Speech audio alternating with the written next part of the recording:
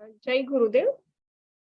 આજે આપણી 68મી માતાની પાઠશાળા છે, એમાં આપ સૌનું હાર્દિક સ્વાગત છે. સર્વપ્રથમ આપણે પરમ પૂજ્ય ગુરુજીના અવાજમાં અમૃતવાણી સાંભળીશું. એ પહેલા આપણે આંખો બંધ કરી કમર સીધી રાખી બંને હાથ ખોળામાં રાખી ઉગતા સૂર્યનું ધ્યાન કરતા કરતા એક વખત ગાયત્રી મહામંત્રનું ઉચ્ચારણ કરીશું. ॐ भूर्भुवः स्वः तत्सवितुर्वरेण्यं भर्गो देवस्य धीमहि धियो यो नः प्रचोदयात्. ॐ गुरुर्ब्रह्मा गुरुर्विष्णु गुरुर्देवो महेश्वर गुरुः साक्षात् परब्रह्मा तस्मै श्री गुरवे नमः. अखण्डमण्डलाकारं व्याप्तं येन चराचरं तत्पदं दर्शितं येन तस्मै श्री गुरवे नमः. ॐ आयातु वरदे देवी प्रक्षरे ब्रह्मवादिनी गायत्री छन्दसा मातः ब्रह्मयोनिर्नमोऽस्तुते. ॐ स्तुता मया वरदा वेदमाता प्रचोदयन्तां पावमाने द्विजानाम् आयुः प्राणं प्रजां पशुं कीर्तिं द्रविणं ब्रह्मवर्चसं मह्यं दत्त्वा व्रजत ब्रह्मलोकम्. आओ આજે આપણે સર્વપ્રથમ પરમ પૂજ્ય ગુરુદેવની અમૃતવાણી છે એ આપણે એનું રસપાન કરીશું. આપણો રોજ નવું જીવન હોય છે આપણું, અને દરરોજ આપણું નવું મૃત્યુ થાય છે. તો એની ઉપર એક અમૃતવાણી છે જે આપણે સાંભળીશું. जो भगवान का नया अवतार होना चाहिए वो प्रज्ञा अवतार होगा. निष्कलंक भी इसी को कहते हैं. 10वां अवतार या 24वां अवतार निष्कलंक अवतार बताया गया है. केवल प्रज्ञा, जिसको दूरदर्शी विवेकशीलता कहते हैं, वही निष्कलंक है और सब में कलंक लगा हुआ है. इसलिए महाप्रज्ञा के जो अवतार का जो समय है, इसको आप बहुत महत्वपूर्ण माने और अपनी उपासना में इसी का समावेश करें. गायत्री को त्रिपदा कहा गया है. सरस्वती, काली और लक्ष्मी इसी के भीतर आ जाती हैं. ब्रह्मा, विष्णु, महेश इसी के अंतर्गत आ जाते हैं.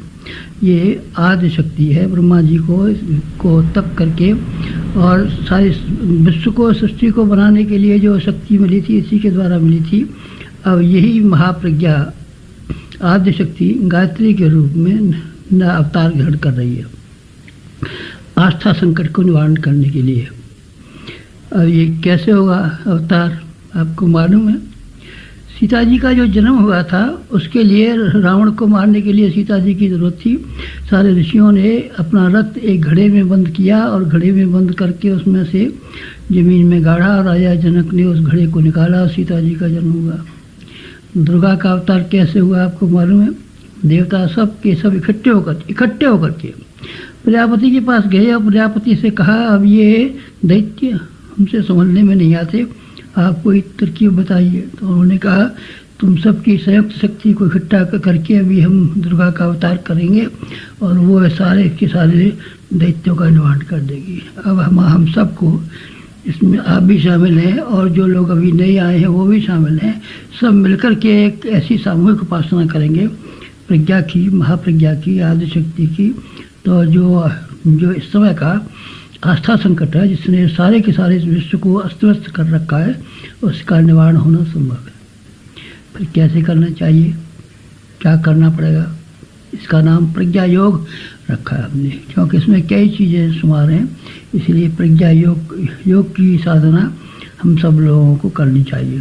प्रज्ञा योग क्या, प्रज्ञा योग में वही तीनों चीज़ें शामिल हैं. ज्ञान, कर्म, भक्ति, जिनको आप सरस्वती, लक्ष्मी, काली कहते हैं, ब्रह्मा, विष्णु, महेश कहते हैं. तीनों ही चीज़ों का इसमें समावेश है. ये आपको करना पड़ेगा. कैसे करना पड़ेगा, चलिए अब मैं आपको नोट करते जाइए और इनको यहाँ पे ध्यान में रखिए. ऐसे छपा हुआ भी है प्रज्ञा योग कैसे करना चाहिए। प्रज्ञा योग का पहला आचरण ये है कि आप चारपाई पर इसे करें। चारपाई पर पड़े हुए जब सवेरे उठें तो उठने से पहले, जमीन पर पैर रखने से पहले आप ये विचार करें कि हमारा नया जन्म हुआ और आज हम नया जन्म ले रहे हैं। रात को जब आपका बिस्तर लगेगा, जब आप सोने की तैयारी करें, उस समय आप इस तरीके से करें कि हमारा आज मृत्यु का दिन आ गया और अब हम मृत्यु की गोदी में जा रहे हैं। जन्म 84 लाख योनियों में घूमने के बाद मनुष्य का जन्म बड़ी मुश्किल से मिलता है। आप इसको ये विचार कीजिए कि हम अच्छे से अच्छा आज का उपयोग करेंगे, आज का दिन बेकार नहीं जाने देंगे। और रात को जब आप सोएं तो आप समझिए कि आज का जन्म खत्म हुआ और आज की बातों की समीक्षा कीजिए। सवेरे प्रातः काल सारे दिन की स्कीम बनाइए कि आज हमको करना क्या है, और शाम को इसकी समीक्षा कीजिए कि हमने कोई गलती तो नहीं की है, और गलती की तो उसका सुधार कैसे होना चाहिए और परिमार्जन कैसे होना चाहिए। सवेरे का और सायंकाल का, बस ये आपका प्रातःकालीन संध्या, सायंकालीन संध्या आपकी बिस्तर पर होनी चाहिए। बिस्तर के बाद जो है यानी ये इसका कर्मयोग का योजना का ये है कि आपको करना क्या है। ये तो केवल विचार हुआ। ज्ञान कहते हैं विचार करने को, और कर्मयोग कहते हैं काम करने को। काम करने में क्या करना है, आप जब स्नान करके, कपड़े बदल करके, झाड़ू लगा करके अब अपनी पूजा के सारे सामान को साफ करके बैठिए। सबसे पहला काम शुद्धता है। अगर आपका मन शुद्ध है, शरीर शुद्ध है, जीवन शुद्ध है, आजीविका शुद्ध है, तो समझना चाहिए कि आपकी उपासना की शुरुआत हो गई है। और आपका मन भी गंदा है, आपका शरीर भी गंदा है, आपकी कमाई भी गंदी है, आपके विचार भी गंदे हैं, तो आप समझिए कि आप चंड पूजा कर रहे हैं, उसका परिणाम नहीं मिलेगा। हमारे YouTube चैनल को सब्सक्राइब करें और बेल आइकन को दबाएं ताकि आपको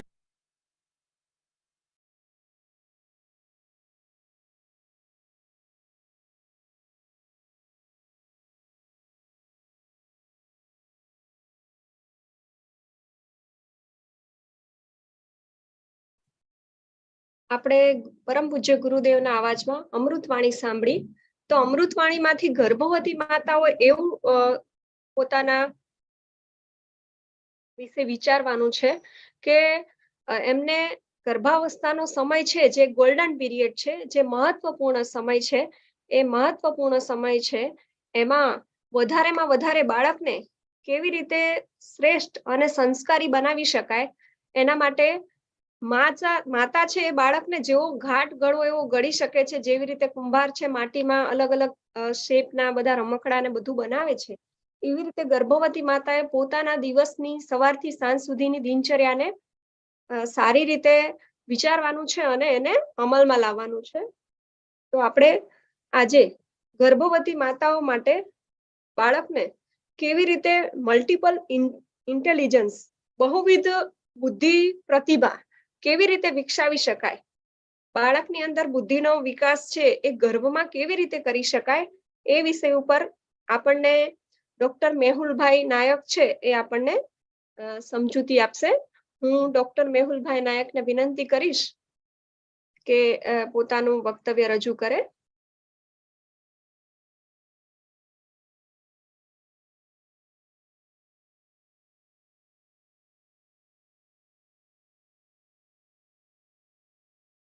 ડોક્ટર મેહુલભાઈ નાયક.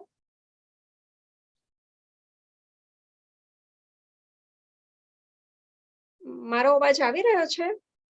તો હેન્ડ રાઇઝ કરે કોઈ.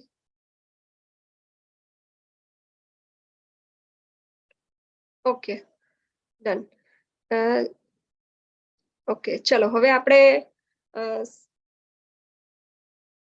મેહુલભાઈ નાયક કદાચ કામમાં બિઝી હશે, તો આપણે સર્વપ્રથમ ગર્ભ સંવાદનો જે એક વિષય છે, વાર્તાના માધ્યમથી ગર્ભ સંવાદ કેવી રીતે કરી શકાય, તો એ વિષય ઉપર કાંતાબેન પટેલ છે એમને હું વિનંતી કરીશ કે પોતાનું વક્તવ્ય રજૂ કરે. કાંતાબેન પટેલ.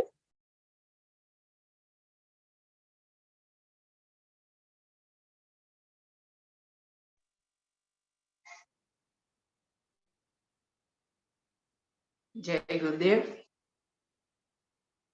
જય ગુરુદેવ.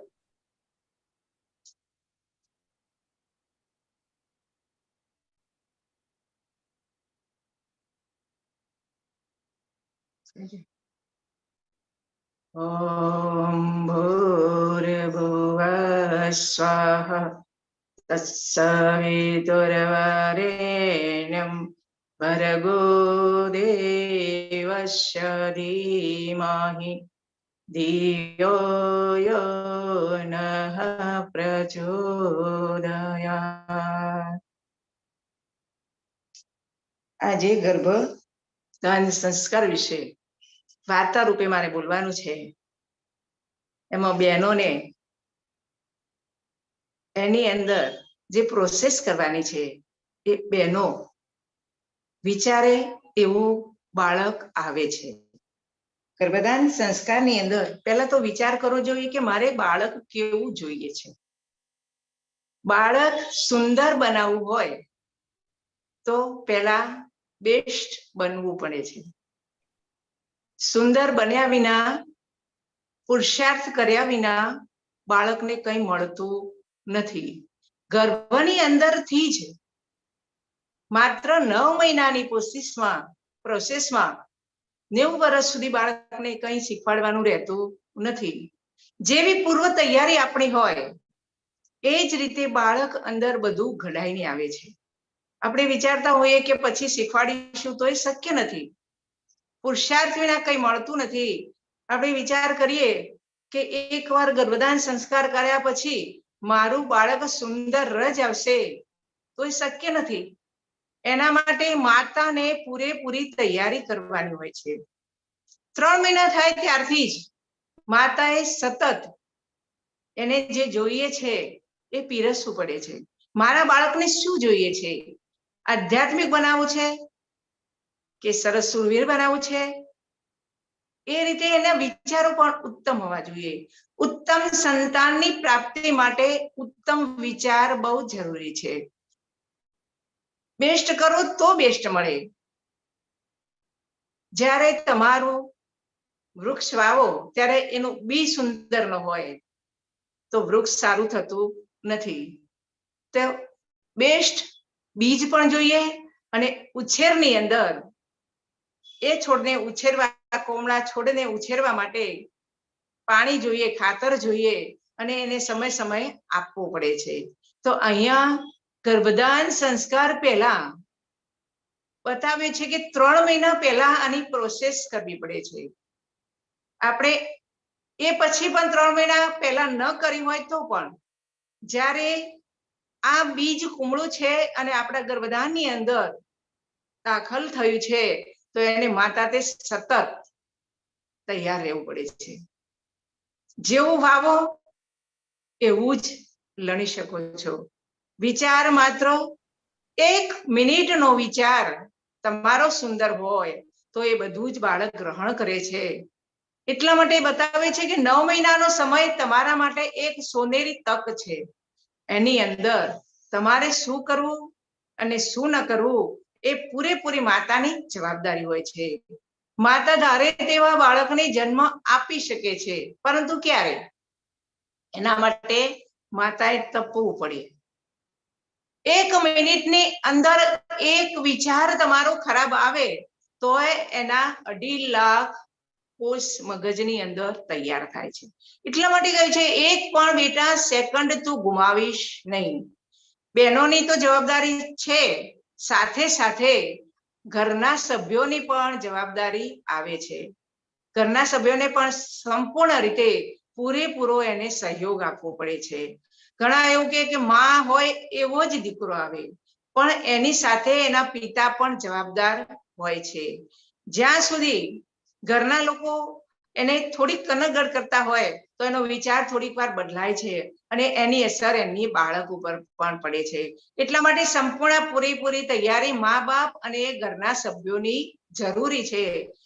આપણી જે નવી પેઢી આપણા કુખની અંદર છે એને કઈ રીતે ઉછેરવી એ માની જવાબદારી છે. કહે છે કે જેવી મૂર્તિ બનાવી હોય એનું બીબું લાવવું પડે. આપણે એમ થાય કે અંબાજીની મૂર્તિ બનાવી છે તો બહુચરાજીનું બીબું ચાલે નહીં. આપણે પહેલા તો કેવું બાળક જોઈએ છે એના માટે સંકલ્પ કરવો પડે કે મારે એને શૂરવીર બનાવવું છે કે ભગત બનાવવું છે, કયું બાળક બનાવવું છે, એના માટે સંપૂર્ણ તૈયારી એની માની હોવી જોઈએ. ગર્ભ દ્વારા ગાયત્રી પરિવારની બહેનો ઘેર ઘેર જઈને કહે છે કે બેન તમારે ગર્ભધાન સંસ્કાર કરવા હોય તો આ જગ્યાએ અમારે યજ્ઞ રાખ્યો છે, તમે આવજો. ગુરુદેવે બતાવે છે કે ઘર ઘર ખટખટાવો, ઘેર ઘેર ગાયત્રી માધ્યમથી યજ્ઞ દ્વારા આપણી નવી જે પેઢી આવવાની છે એના માટે તમે પૂરેપૂરી તૈયારી કરો. ઘેર ઘેર ગાયત્રી મંત્ર ગુંજતો કરો. ત્યારે બહેનોની ટીમો બનાવીને અમે ઘેર ઘેર જઈએ અને પૂછીએ કે તમારે ગર્ભધાન સંસ્કાર કરવાના હોય તો આ જગ્યાએ યજ્ઞ છે, તમે આવી જજો. ઘેર બોલાવે તો પણ ઘેર જઈએ, પણ એના માટે આપણી તૈયારી હોવી જોઈએ. ઘણી બહેનો કે એકવાર તો ગર્ભધાન સંસ્કાર કરાવી દેવા, પછી શું? તો 1.5 કલાકના યજ્ઞથી બાળકને માત્ર 1.5 કલાકનું જ જ્ઞાન મળે છે. તમે ધોરણ 1માં બેસાડો અને પછી એને ઉઠાડી લો તો બીજાનું જ્ઞાન મળે? એ શક્ય નથી. એના માટે સંપૂર્ણપણે 9 મહિના પરમાત્માએ આપણને આપ્યા છે. એ કુખની અંદર પેટ ઉપર હાથ મૂકીને જન્મ ન થયો હોય તો પણ 3 મહિનાનો સમય થાય ત્યારે એને સરસ રીતે એને વાત સંભળાવવાની છે કે બેટા તું ચિંતા કરીશ નહીં, હું તારી માં છું, તું મારો વાલનો દીકરો છે, તારે જે જોઈએ એ હું તને આપીશ. કારણ કે એના માટે માને તકવું પડે છે. જ્યારે મનની અંદર જેવો સુંદર વિચાર હોય તો બાળક અંદરથી ખુશ થાય છે કે હું તારી સાથે છું, તું એકલું નથી, હું તારી સાથે સતત તને જે આધ્યાત્મિક ખોરાક જોઈએ છે તે આપવા માટે હું તૈયાર રહીશ. તો એક નેપોલિયન જોડું હતું અને નેપોલિયન જોડાની અંદર પતિ પત્નીને જ્યારે 1.5 મહિનો થયો અને બતાવવા ગયા ત્યારે કહ્યું કે આવતા મહિને આપણે જોઈશું કે બાળકમાં થોડી તમને ખામી લાગે છે તો કદાચ ઓપરેશન કરાવવું પડશે. ત્યારે આ પતિ પત્નીને થયું કે મારે ઓપરેશન તો કરાવવું નથી, પણ એની માતાને ગર્ભધાનમાં એટલા બધા પુસ્તકો વાંચ્યા હતા.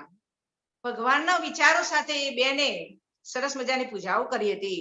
ત્યારે એના પતિદેવને કહ્યું કે પતિદેવ આપણે ગર્ભધાન ઓપરેશન કરાવવું નથી, આપણે આ પ્રયોગ કરીએ એક કે બધું જ બાળક અંદરથી શીખીને આવે છે અને શાસ્ત્રોમાં બતાવેલી વાતો જે છે એનો આપણે ઉપયોગ કરવાનો છે. ત્યારે પતિએ કહ્યું કઈ વાંધો નહીં, ભલે ડોક્ટરે કહ્યું હોય કે આ બાળક તમારું કદાચ સાંભળી નહીં શકે, એના કાનમાં તકલીફ છે, એટલા માટે બંને જોડાએ નિર્ણય કર્યો કે ઓપરેશન તો કરાવવું જ નથી. ત્યારે એ બેનને મહિના ચાલુ થયા ત્યારથી આ ખબર પડી ત્યારે એના પતિદેવ ના પત્નીના પેટ ઉપર કાન મૂકી અને રોજ સંવાદ કરે છે. એની પત્ની પણ પેટ ઉપર હાથ મૂકીને કહે છે કે બેટા ચિંતા ન કરતો, હું તારી સાથે છું.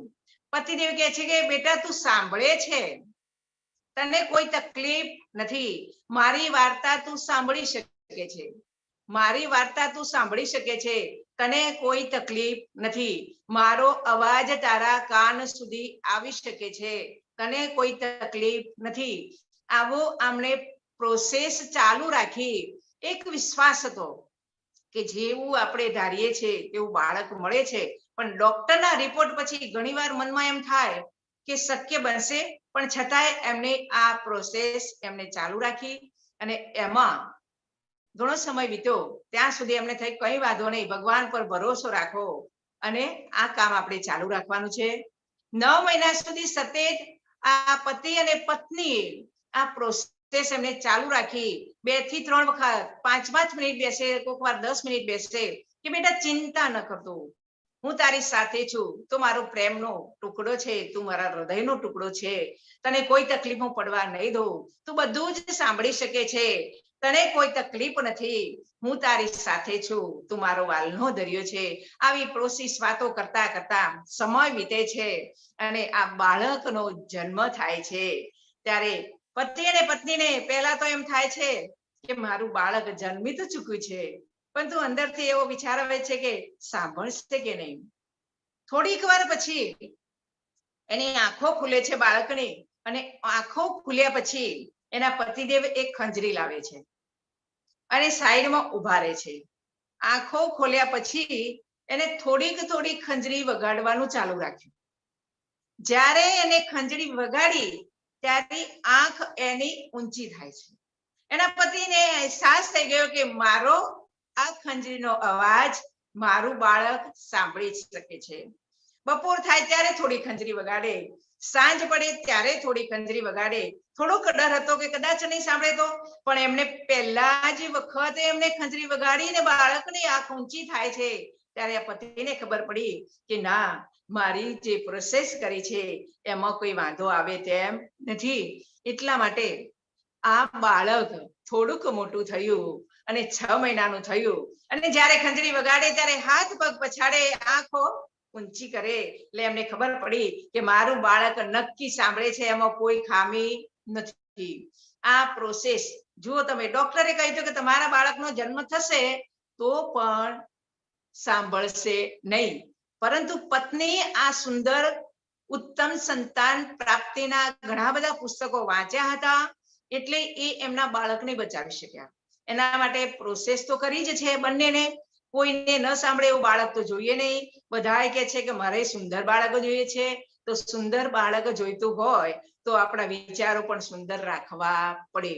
તો આ સત્ય દાખલો છે બહેનો કે નેપોલિયન જોડાએ પોતાના બાળકને ગર્ભની અંદર, ભલે ડોક્ટરે કહ્યું હતું કે તમારું બાળક નહીં સાંભળી શકે, છતાં પણ એ બાળકને જન્મ આપ્યો ત્યારે અતિશય ખુશ થાય છે કે વાહ પ્રભુ વાહ, આ અંદરથી બનાવેલી તારી જે કળાઓ છે એ બધી જ બાળકને મળે છે. એનો અહેસાસ આ નેપોલિયન જોડાએ કરી દીધો છે. તમે એની સાથે સંગીત બહુ જબરજસ્ત અસર થાય છે કે સંગીત જ્યારે તમે સાંભળો છો ત્યારે 3 મહિનાની એની શરૂઆત થાય છે. સંગીતની અસર જ્યારે આ બાળકને ખબર પડે છે અંદરથી જ, ત્યારે એની પ્રોસેસ ચાલુ થઈ જાય છે. તો એક જોડું એવું હતું સરસ મજાનું, એને વિચાર કર્યો કે આ પુસ્તકની અંદર તો ઘણું બધું લખ્યું છે, તો આપણે એક એવી ટીમ બનાવીએ. એમાં એમને 10 યુગલ તૈયાર કર્યા. 10 યુગલ તૈયાર કરીને એને 3 મહિનાની પ્રોસેસ ચાલુ રાખી સંગીત સંભળાવવાની. એમનો સમય કાઢ્યો કે કલાક, અડધો કલાક, એ રીતે આપણે આ સંગીત આ ગર્ભવતી માતાઓને સંભળાવવું. અને જ્યારે આ પ્રોસેસ એમની 3 મહિના ચાલુ રહી ત્યારે એ 10 યુગલને બતાવવામાં આવ્યું કે જ્યારે પણ આ બાળકોનો જન્મ થાય ત્યારે એમને જાણ કરજો. 3 મહિનાની પ્રોસેસ આ બાજુ ચાલી રાખી અને બીજી બાજુ 10 એવા યુગલ તૈયાર કર્યા કે એને કંઈ જ શીખવાડવામાં આવ્યું નહીં. ખંજરી નહીં, અવાજ, કશું જ નહીં. જે રીતે એને જન્મ લેવો હોય એ રીતે લે. એના રૂમમાં કંઈ જ શીખવાડવામાં આ બાળકોને આવ્યું નથી. આ બાજુ પહેલા 10 યુગલોને જન્મ આપ્યો ત્યારે એની સંગીતની પ્રોસેસ શું છે એ જાણવા માટે પેલાને બતાવ્યું હતું કે તમારે એમને જાણ કરવી. આ બાજુ એને કઈ સંગીત આપવામાં જ નથી આવ્યું. તો એ સંગીત નથી આપવામાં આવ્યું, એ બાળકનો જન્મ થયો. આ બંનેનો બાળકનો જન્મ થયો ત્યારે એમને એ 10 યુગલ, જ્યારે આ બાળકો જન્મ્યા છે સંગીતની સાથે, સંગીતનું જ્ઞાન લઈને આ બાળકો જન્મ્યા છે, ત્યારે એને જોવામાં આવ્યું. એમને સંગીત ચાલુ કર્યું ત્યારે 1.5 મહિનો ન થયો હોય, અને જ્યારે સંગીત ચાલુ થાય ત્યારે આ 10 બાળકો એમની આંખો ચક્કર વગર ચાલુ થઈ જાય. કઈ બાજુ વાગે છે, શું થાય છે, એના હાવભાવ ઉપરથી આપણને ખબર પડી જાય. એવા 10 બાળકો જ્યારે સંગીત ચાલુ થાય ત્યારે આ કામ કરે. પાછો 6ઠો મહિનો આવે ત્યારે ફરી સંગીત વગાડવામાં આવ્યું, અને સંગીત વગાડ્યું ત્યારે બાળક એકદમ ઊંચું નીચું થાય છે, હાથ પગ પછાડે છે, અને આંખો એની ચક્કર વગર થાય છે, બોલી શકતું નથી, પરંતુ સંગીતના તાલ સાથે એના હાથ ભાર જુદા હાલે છે. પછી 1.5 વર્ષનું થયું. 1.5 વર્ષે પાછી ફરી પ્રોસેસ કરવામાં આવી ત્યારે જ્યારે સંગીત વગાડવામાં આવ્યું ત્યારે 1.5 વર્ષના બાળકો સંગીત ચાલુ થાય ત્યારે કૂદવા લાગ્યા. આ છે સંગીતની અસર. ગર્ભની અંદર આપેલો આ સંસ્કાર, એ સંગીતની અસર. 1.5 વર્ષે બાળક કૂદે છે.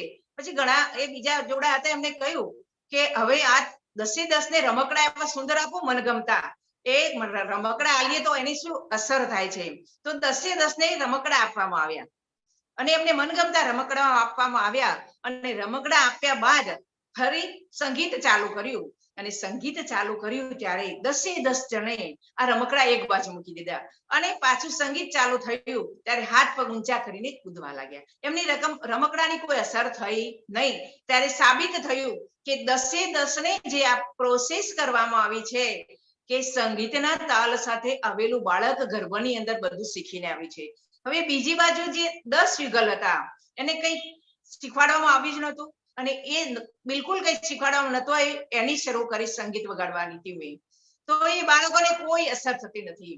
10 બાળકો એમના એમ જ બેસી રહે છે. આખું સંગીત પૂરું થઈ જાય તો કોઈને કઈ અસર થતી નથી. હવે 6 મહિનાનો થઈ બાળક ત્યારે ફરી પ્રોસેસ કરી તો પણ એ બાળકો કઈ જ હાવ ભાવ નહીં, કશું જ નહીં. સંગીત વાગે તો શું, ન વાગે તો એની કોઈ અસર થઈ નહીં. 1.5 વર્ષનું થયું ત્યારે ફરી વગાડવામાં આવ્યું પણ છતાંય 1.5 વર્ષે પણ આ બાળકમાં કોઈ હિલચાલ થતી નથી. હવે એમ કહ્યું કે આને રમકડા કદાચ આપો અને કંઈક ફેરફાર થાય પણ 1.5 વર્ષે એને રમકડા આપવામાં આવે સરસ મજાના મનગમતા અને એ 10 ને બીજા જેને સંગીત નથી શીખ્યા એને આપવામાં આવ્યા તો પણ એમને કોઈ અસર ના થઈ. અને પછી સાબિત થયું કે આમને શીખવાડવામાં જ કંઈ નથી આવ્યું. રમકડા રમતા રહ્યા, મોજ ફાવે તેમ કરતા રહ્યા પણ સંગીત ક્યાં વાગે છે એની કોઈ અસર થઈ નથી. તો આ સાબિત કરી આપવામાં આવે છે કે સંગીતની અસર થયેલી જે હોય એ બાળકો ગર્ભની અંદર 90% બધા જ બાળકો શીખીને આવે છે. એટલા માટે કહ્યું છે કે સતત માને તૈયાર રહેવું પડે. જ્યાં સુધી માં તૈયાર ન થાય ત્યાં સુધી બાળકને કંઈ મળતું નથી. એના માટે સતત ચિંતન મનન બહુ જરૂરી છે. તમારું ચિંતન જેવું હશે એવું જ બાળક તૈયાર થશે. એટલા માટે માને તો 9 મહિના સુધી એટલી તપશ્ચર્યા કરવાની છે. તમારા બાળકને જો ભગવાન જેવો બનાવવો હોય, ભગવાનની પૂજા કરતો બતાવવો હોય તો ઋષિ મુનિએ બતાવ્યું છે કે એક બાજુ ગર્ભની અંદર ભલે તમારું બાળક હોય તો એનો બાજોટ જુદો મૂકો અને તમે જે પૂજા કરો છો એ જ બધી પૂજા બાજોટ ઉપર બાળક માટે અલગ કરો અને પછી તમારી પૂજા ચાલુ કરો. આ પ્રોસેસ જો તમારી ચાલુ રહેશે તો જ્યારે બાળક બહાર આવશે ત્યારે તમે જે શીખવાડેલી પૂજા છે એ બધી જ પૂજા બાળક કરતું થઈ જશે.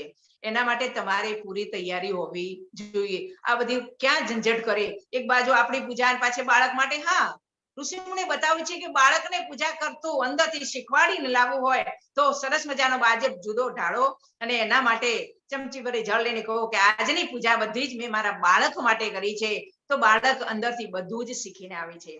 થોડીક વાર સાધના બહેનોને કરવી પડે છે કારણ કે ભક્તિવાન તો બનાવવું છે. એના વિચારો અંદર સરસ મજાના ઉંદર ઉતારવા છે તો ભક્તિવાન બનાવવા માટે સાધના બતાવી છે કે 10-15 મિનિટ ભગવાન જોડે બેસો કે હે પરમાત્મા મને એવું સુંદર બાળક આપો કે તમારા ગુણ સાથે મારા બાળકનું કનેક્ટ થાય.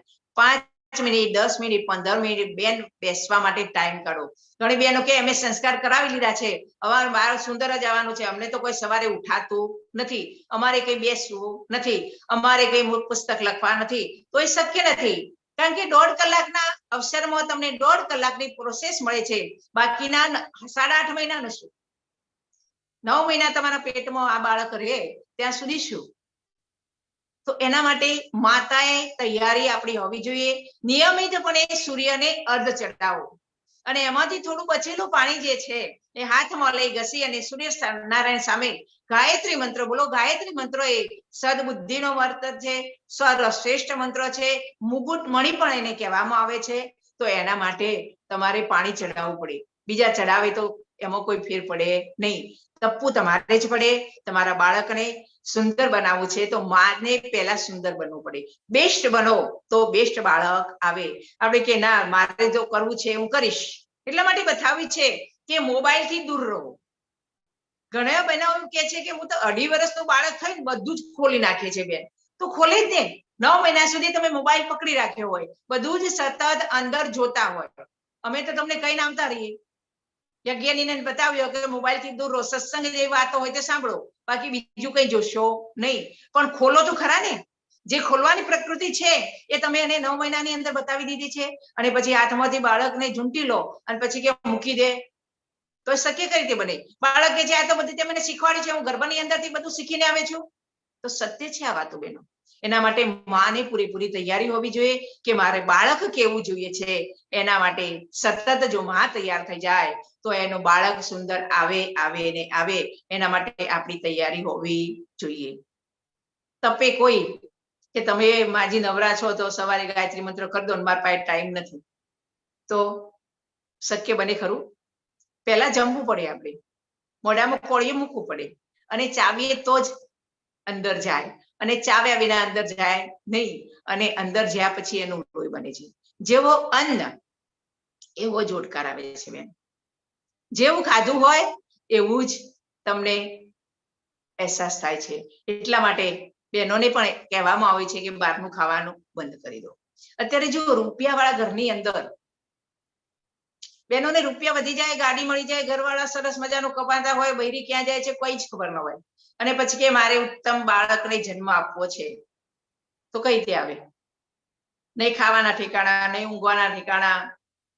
કામવાળીઓ રાખી હોય એ રસોઈ બનાવે અને પછી જમે.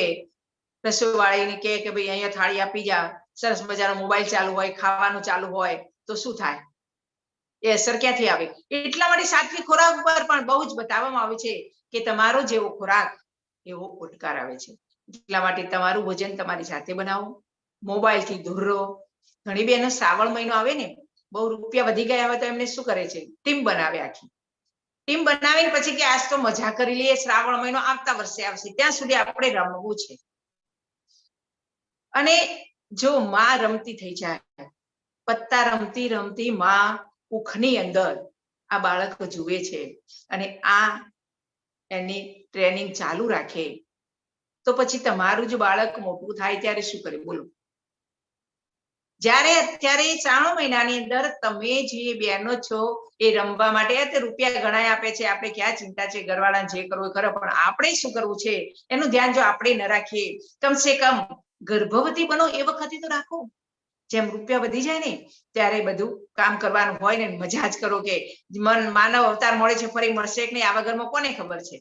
પણ બાળકનું તો ધ્યાન રાખો. આજે તમે ઘરમાં રમતા થઈ જશો તો કાલે તમારું બાળક ફાર્મ હાઉસમાં રમતું થઈ જશે, અને પછી તેને દડેદીને ઘેર લાવશે ને તો એ બાળક નહીં જાય, પાછું નહીં આવે.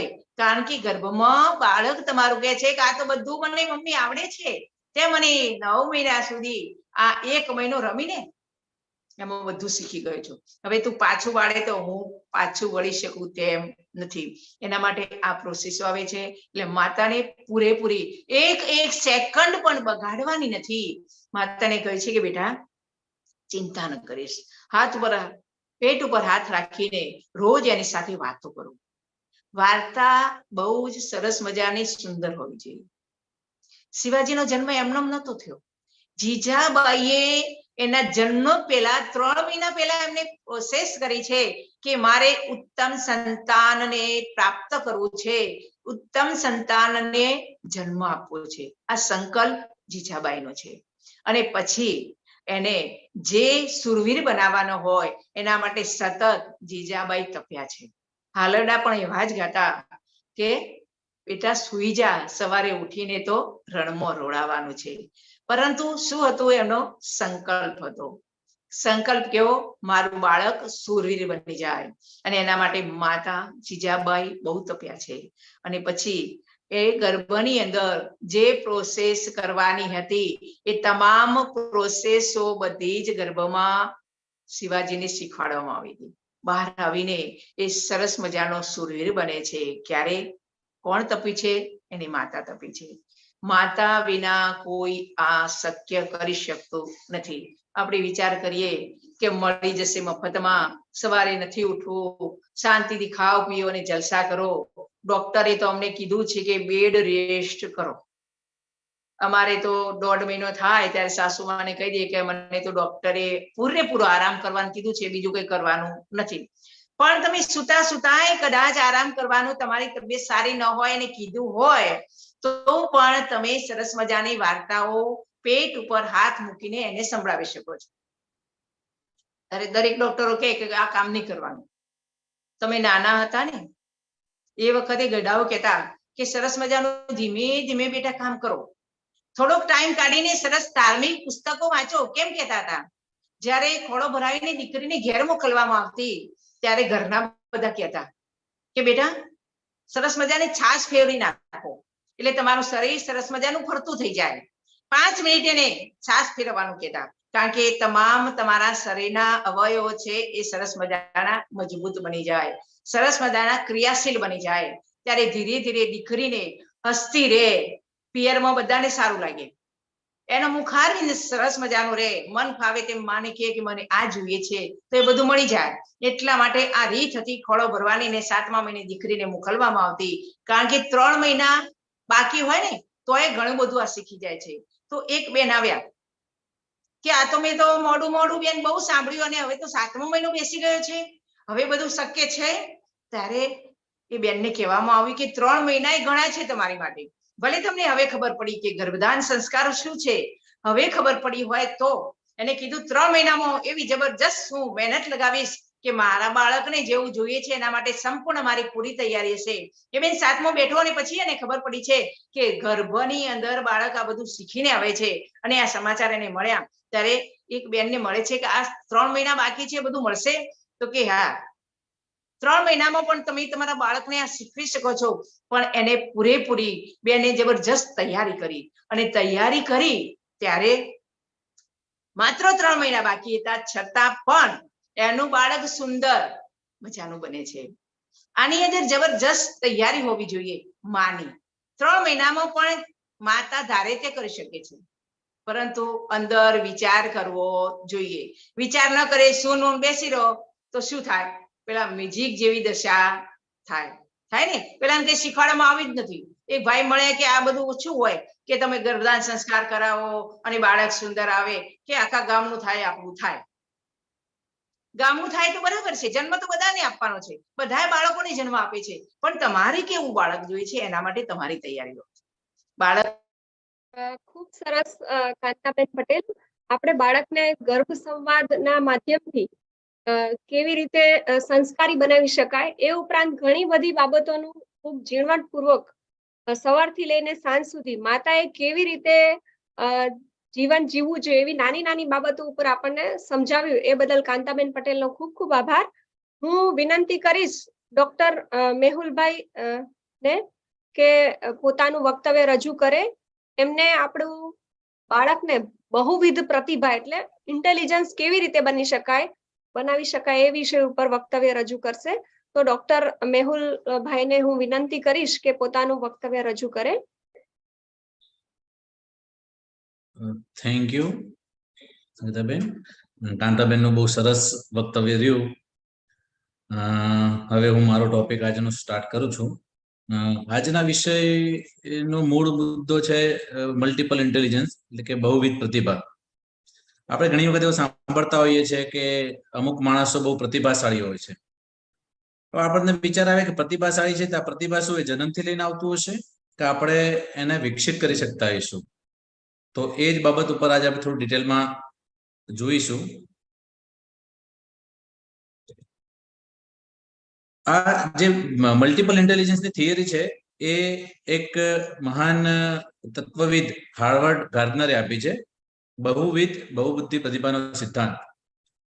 એમના કહેવા પ્રમાણે શું હતું કે દરેક માણસ જ્યારે જન્મે છે ને ત્યારે પહેલા તો એવું સમજતા હતા કે અમુક પ્રકારની બુદ્ધિ લઈને જ જન્મે છે, પણ હાર્વર્ડ ગાર્ડનરના સિદ્ધાંત પ્રમાણે દરેક માણસની અંદર અલગ અલગ પ્રકારની 9 બુદ્ધિઓ હોય છે અને એ બુદ્ધિમાંથી દરેક માણસની અંદર અમુક પ્રકારની બુદ્ધિ વિકસિત કરવી હોય તો આપણે એની મહેનતથી, પ્રતિભાથી, સ્કિલથી એને ડેવલપમેન્ટ કરી શકીએ છીએ. અને પ્રેગ્નન્સીમાં જેમ આપણે કહીએ છીએ ને કે પ્રેગ્નન્સીમાં જે પણ કઈ વસ્તુ માતા કરશે એ બધી જ વસ્તુ બાળક સુધી પહોંચી જાય છે, કારણ કે બાળક એક કોરી સ્લેટ જેવો હોય છે. અથવા તો સાદી ભાષામાં કહીએ તો પૂજ્ય દીદી ગાયત્રી શર્માજી કહેતા હોય છે કે જે બાળક છે એ એક રેકોર્ડર છે. એની અંદર એટલી બધી જીબી બ્લેન્ક સ્પેસ પડી છે કે જ્યાંથી પણ શીખે છે ને બધું જ રેકોર્ડ કરતું જ રહે છે અને પછી એની લાઈફમાં જ્યાં જ્યાં જરૂર પડે છે ત્યાં આગળ એને ઇમ્પ્લિમેન્ટ કરે છે. હવે બુદ્ધિ વધારે મજબૂત છે કે બળ વધારે સારું છે?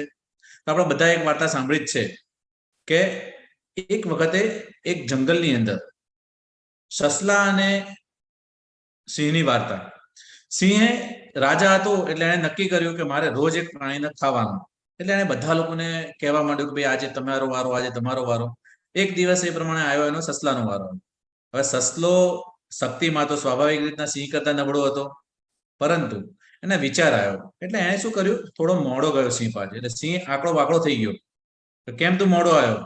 એટલે સસલાએ તરત સિંહને શું કીધું, મહારાજ હું રસ્તામાં આવતો હતો, મને તમારા જેવો જ એક શક્તિશાળી સિંહ મળ્યો. મારા જેવો? એ મને એમ કહેતો હતો એ રાજાની શું હેસિયત છે કે એના કરતા તો હું વધારે મજબૂત છું, એટલે મારે આવતા મોડું થઈ ગયું. મને ખાવા માંગતો હતો પણ મેં ના પાડી.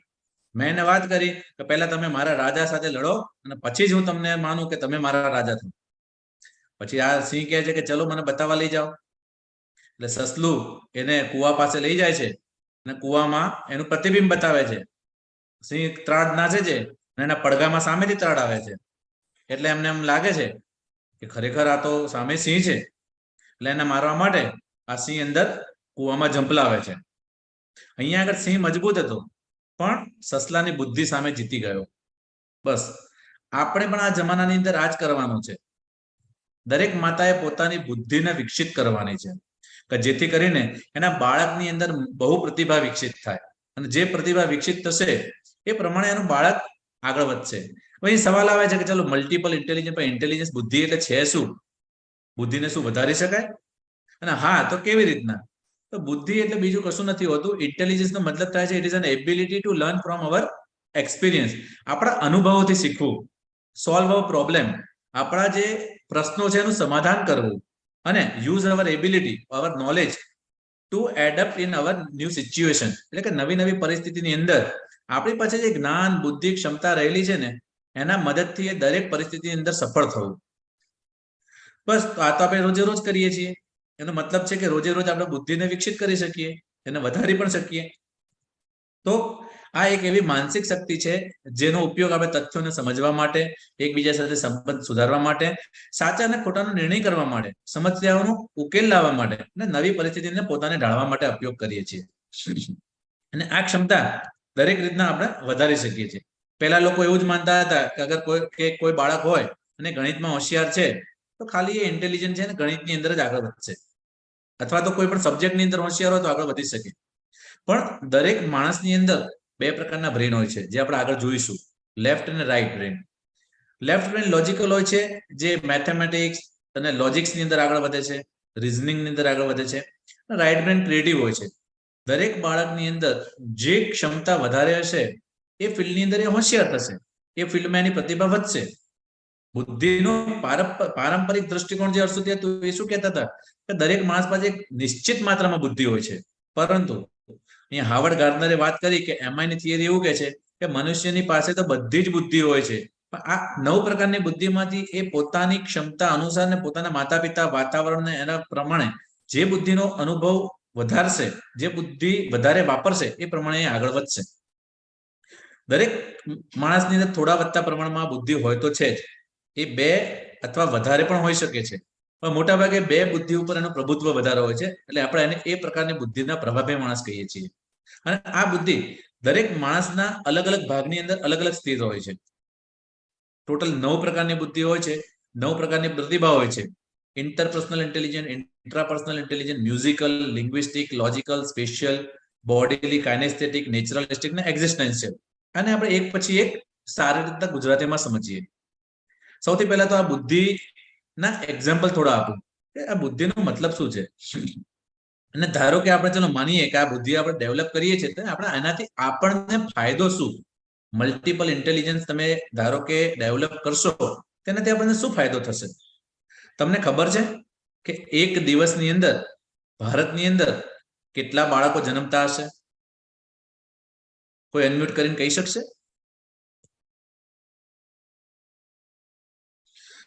ચલો હું તમને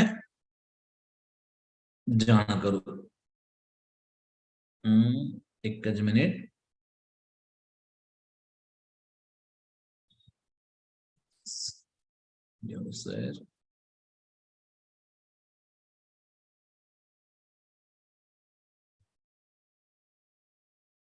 સ્ક્રીન શેર થઈ છે ને મારી? હા ઓકે, થઈ છે. બરોબર. તો જો હવે આપણે અહીંયા આગળ નક્કી કરીએ કે એક દિવસની અંદર ભારતની અંદર, અત્યારે હું લાઈવ ચેટમાં જોઉં કે birth per day in India, તો એક દિવસના ભારતની અંદર કેટલા બાળકો છે અહીંયા દેખાય છે? 80,000 રફલી 79,726. એટલે એક દિવસની અંદર ભારતની અંદર 80,000 લગભગ બાળકો જન્મે છે.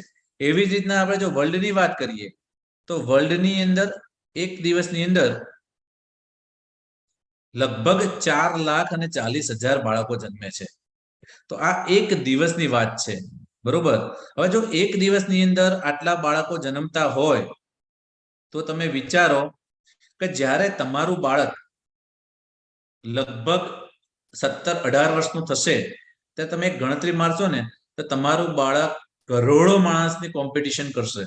અને આજનો જમાનો છે ને એ ગૂગલનો જમાનો છે, ઇન્ટરનેટનો જમાનો છે, કે જ્યાં આગળ અહીંયા બેઠા બેઠા અમેરિકા, જર્મની, હોલેન્ડ, ઇંગ્લેન્ડ ગમે તે જગ્યાએ તમારે કામ કરવું હોય, વાતો કરવી હોય તો તમે કરી શકો છો. તો તમે વિચારો કે તમારું બાળક એક દિવસની અંદર એના 4.5 લાખ પ્રતિદ્વંદીઓ ઉભા કરે છે. એક દિવસની અંદર તમારું બાળક જ્યારે જન્મે છે ત્યારે એની કોમ્પિટિશનમાં 4-4.5 લાખ બાળકો ઓટોમેટિક જન્મે છે.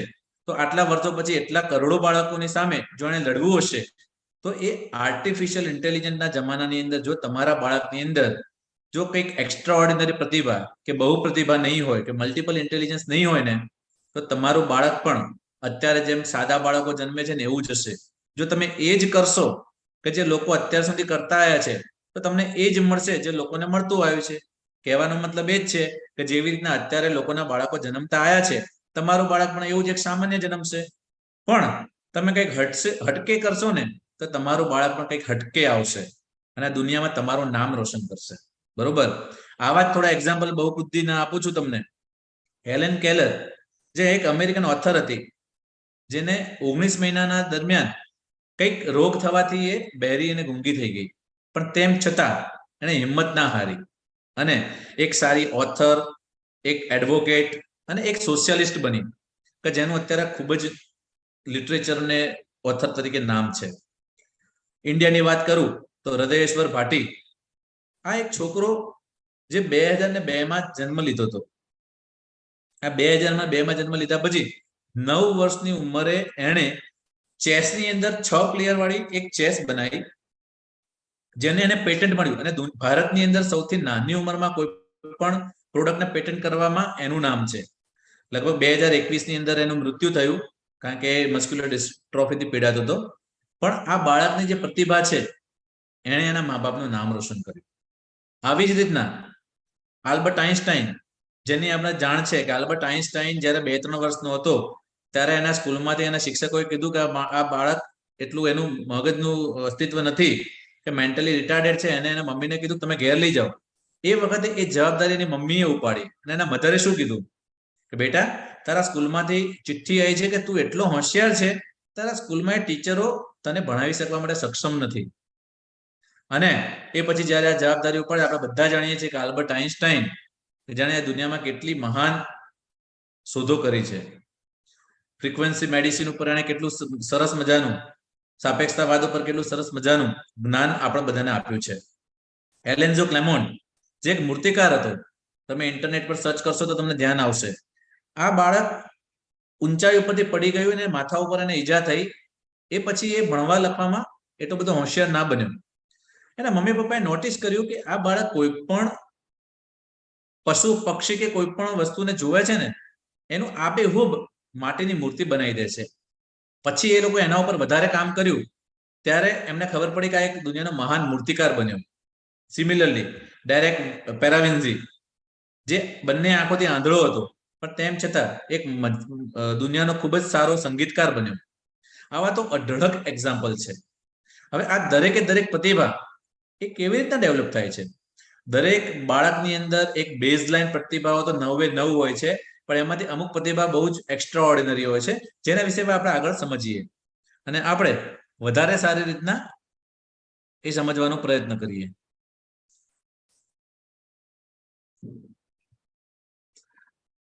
સૌથી પહેલા તો આપણે એનાથી શરૂ કરશું કે દરેક બાળકને કે દરેક મનુષ્ય એના બે મગજ હોય છે, ડાબુ મગજ અને જમણું મગજ. આ દરેક મગજના જે 5 ભાગ હોય છે ને, દરેક 5 ભાગ અલગ અલગ કાર્યો કરવા માટે રચાયેલા હોય છે.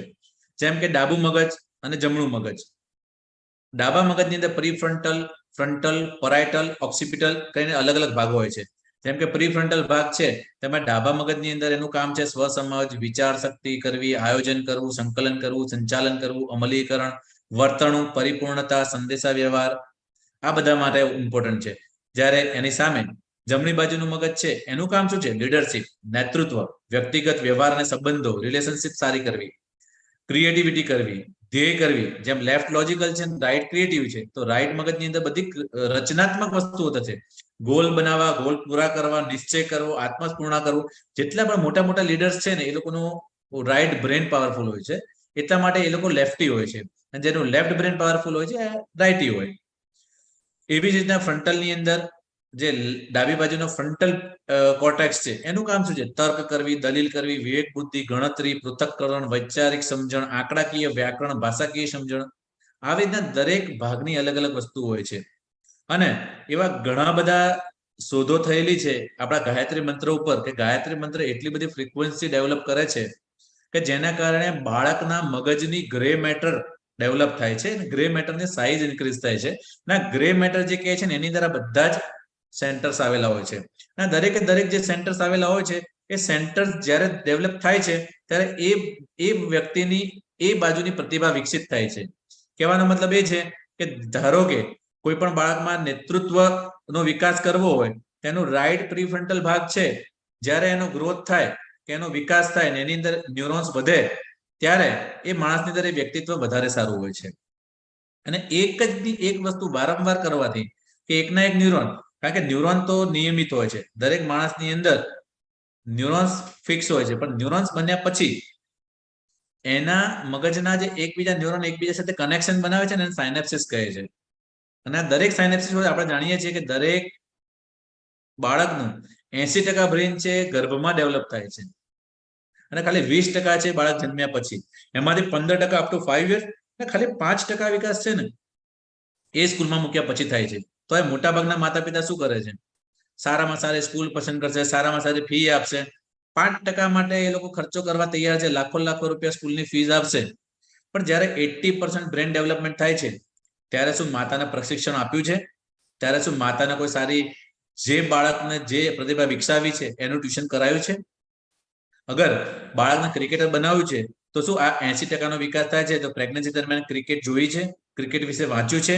જો એને ડોક્ટર બનાવો છે તો ડોક્ટર વિશે વાંચ્યું છે, સાંભળ્યું છે, સમજ્યા છો, એની વાર્તા સાંભળી છે? આ બધી જ વસ્તુ જ્યારે તમે 80% ડેવલપમેન્ટ દરમિયાન કરશો ને તો તમારું 80% કામ સરળ થઈ જશે. બાળક બહાર આવ્યા પછી તમારી પાસે એ જ માંગણી કરશે જે તમારે એને બનાવવું છે. બરોબર? તો ડાબુ અને જમણું મગજ, આ મારો પોતાનો મલ્ટિપલ ઇન્ટેલિજન્સનો રિપોર્ટ છે જે એક સોફ્ટવેર થ્રુ મેં કાઢ્યો છે. એમાં દરેક માણસના લેફ્ટ અને રાઈટ જે બ્રેન હોય છે ને એની અલગ અલગ ક્ષમતા હોય છે. જેમ કે મારા મગજમાં મારું લેફ્ટ બ્રેન છે એ 51% એક્ટિવ છે અને રાઈટ બ્રેન છે 49% એક્ટિવ છે. આ દરેક બ્રેન પણ એની અલગ અલગ કાર્યક્ષમતા ધરાવે છે. લેફ્ટ બ્રેનનું કામ છે તર્ક શક્તિ, બુદ્ધિગમ્ય પરંપરાનું અનુકરણ, તીવ્ર વિશ્લેષણ, ધ્યેયલક્ષી, વાસ્તવિક શબ્દો, ભાષા, લેખન, ગણિત, વિજ્ઞાન, અંતર્જ્ઞાન, સર્વગ્રાહ્યતા, સમન્વય, વ્યક્તિલક્ષી, સંવેદનશીલ, પૂર્ણતાવાદી, દ્રશ્યોને સંકેતોની સમજ.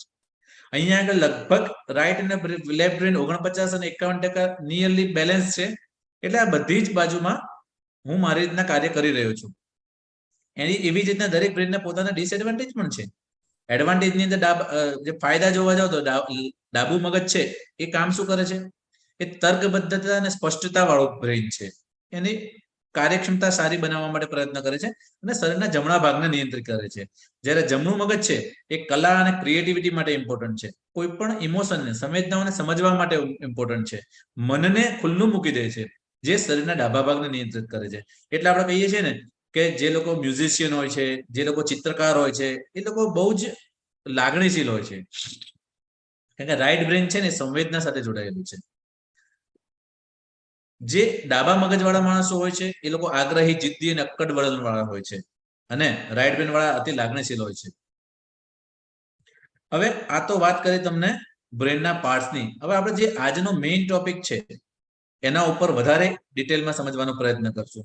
કોઈ પણ બાળક જ્યારે જન્મે છે ને તો એ આવી 9 થી 10 એડવાન્ટેજ સાથે, ઇનબોર્ન એબિલિટી સાથે જન્મે છે, જેમ કે creativity, imagination, artistic, acoustic, visual એટલે કે દ્રશ્ય શક્તિ, planning, logical, observational, operational, language અને ઓબ્ઝર્વેશન. આ બધી જ ક્ષમતાઓ છે ને આ 5 ક્ષમતાઓમાંથી જન્મે છે.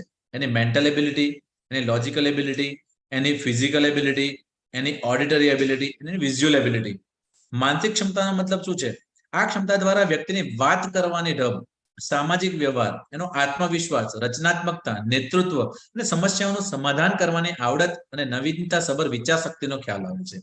જ્યારે કોઈ પણ માતા આ તબક્કાઓ પર વધારે ફોકસ કરે છે ત્યારે એના બાળકની માનસિક ક્ષમતા વિકાસ પામે છે અને એ પ્રમાણે આ બધી એની રચનાત્મકતા વિકાસ પામે છે. તાર્કિક ક્ષમતા, આ ક્ષમતા દ્વારા વ્યક્તિની તર્કસંગત વિચારધારા, શુદ્ધ નિર્ણયની ક્ષમતા, અમૂર્ત વિચાર, માનસિક ગણતરી, દૂરદર્શિતા, વિશ્લેષણ કરવાની ક્ષમતા અને સામાન્ય બુદ્ધિનો ખ્યાલ આવે છે. ફિઝિકલી એની એક્ટિવિટી કેટલી છે, જેમ કે સ્પોર્ટ્સમેન હોય એ લોકોની ફિઝિકલ એક્ટિવિટી બહુ જ હોય છે, એની સક્રિયતા હોય, ઉત્સાહ હોય, આંગળીઓ અને અંગોની હલનચલન, જેમ કે જિમ્નાસ્ટિકમાં જે લોકો જીમ કરતા હોય એ લોકો, આ બધી નકલ કરવાની ક્ષમતા અને અભિવ્યક્તિની ક્ષમતાનો ખ્યાલ આવે છે. શ્રવણની ક્ષમતા, આ ક્ષમતા દ્વારા વ્યક્તિની શબ્દો અને ભાષા સમજવાની ક્ષમતા, ધ્યાનપૂર્વક સાંભળવાની ક્ષમતા, સંગીત તરફનું આકર્ષણ, ભાવનાઓનું શબ્દો થકી વ્યક્ત કરવાની આવડત, યાદશક્તિ, સામાજિક વ્યવહાર, આ બધી ક્ષમતાઓનો ખ્યાલ આવે છે. આ ક્ષમતા દ્વારા વિઝ્યુઅલ ક્ષમતા છે, જોવાની ક્ષમતા દ્વારા વ્યક્તિની ચિત્રો, રંગ, ગતિ, અંતર, જગ્યાની ગણતરી કરવાની ક્ષમતા, આંખો અને મગજનું સંકલન, ગ્રાફિક્સ પરત્વેનો લગાવ. ગ્રાફિક્સ એટલે વિઝ્યુલાઇઝેશન. કોઈ પણ તમે ચિત્રો જોવો તેના અંદર કયો કલર વાપરવો, કયા ડિઝાઇન વાપરવી, એને ગ્રાફિક્સ કહેવાય. નિરીક્ષણ તેમજ જોવાની જાણવાની ક્ષમતાનો ખ્યાલ આવે છે. પહેલાના જમાનાની અંદર જ્યારે જંગલમાંથી તમે જતા તો પશુઓના પગલાના આધારે નક્કી કરતા કે સિંહ કે વાઘ કે આટલામાં કોઈ જંગલી જાનવર છે કે નહીં. એ લોકોની વિઝ્યુઅલ ક્ષમતા જબરજસ્ત હતી. આ અલગ અલગ જે ક્ષમતાઓ છે કે જે ઇન્ટેલિજન્સ છે ને, એ ઇન્ટેલિજન્સ દરેક માણસની અંદર અલગ અલગ ક્વોશન્ટ બનાવે છે. IQ, EQ, AQ, CQ, SQ, PQ, આ બધા છે શું? આ દરેકે દરેક, જેમ કે જે માણસ બોલવામાં માહિર હોય, જેને લિંગ્વિસ્ટિક ઇન્ટેલિજન્સ પાવરફુલ છે, અને જે લોકો ગણતરી અને રિઝનિંગમાં પાવરફુલ હોય, જેને લોજિકલ ઇન્ટેલિજન્સ પાવરફુલ છે, તો આપણે એને ઇન્ટેલિજન્ટ ક્વોશન્ટ એનો હાઈ હશે. જેમ કે મારી ગણતરી પ્રમાણે મારા જે એસેસમેન્ટ છે એમાં મારું આઈક્યુ 20% જ બતાવે છે, ઇક્યુ 31%, એટલે ઇમોશનલ મારો ક્વોશન્ટ છે. મારી ઇન્ટરપર્સનલ અને ઇન્ટ્રાપર્સનલ ઇન્ટેલિજન્સ.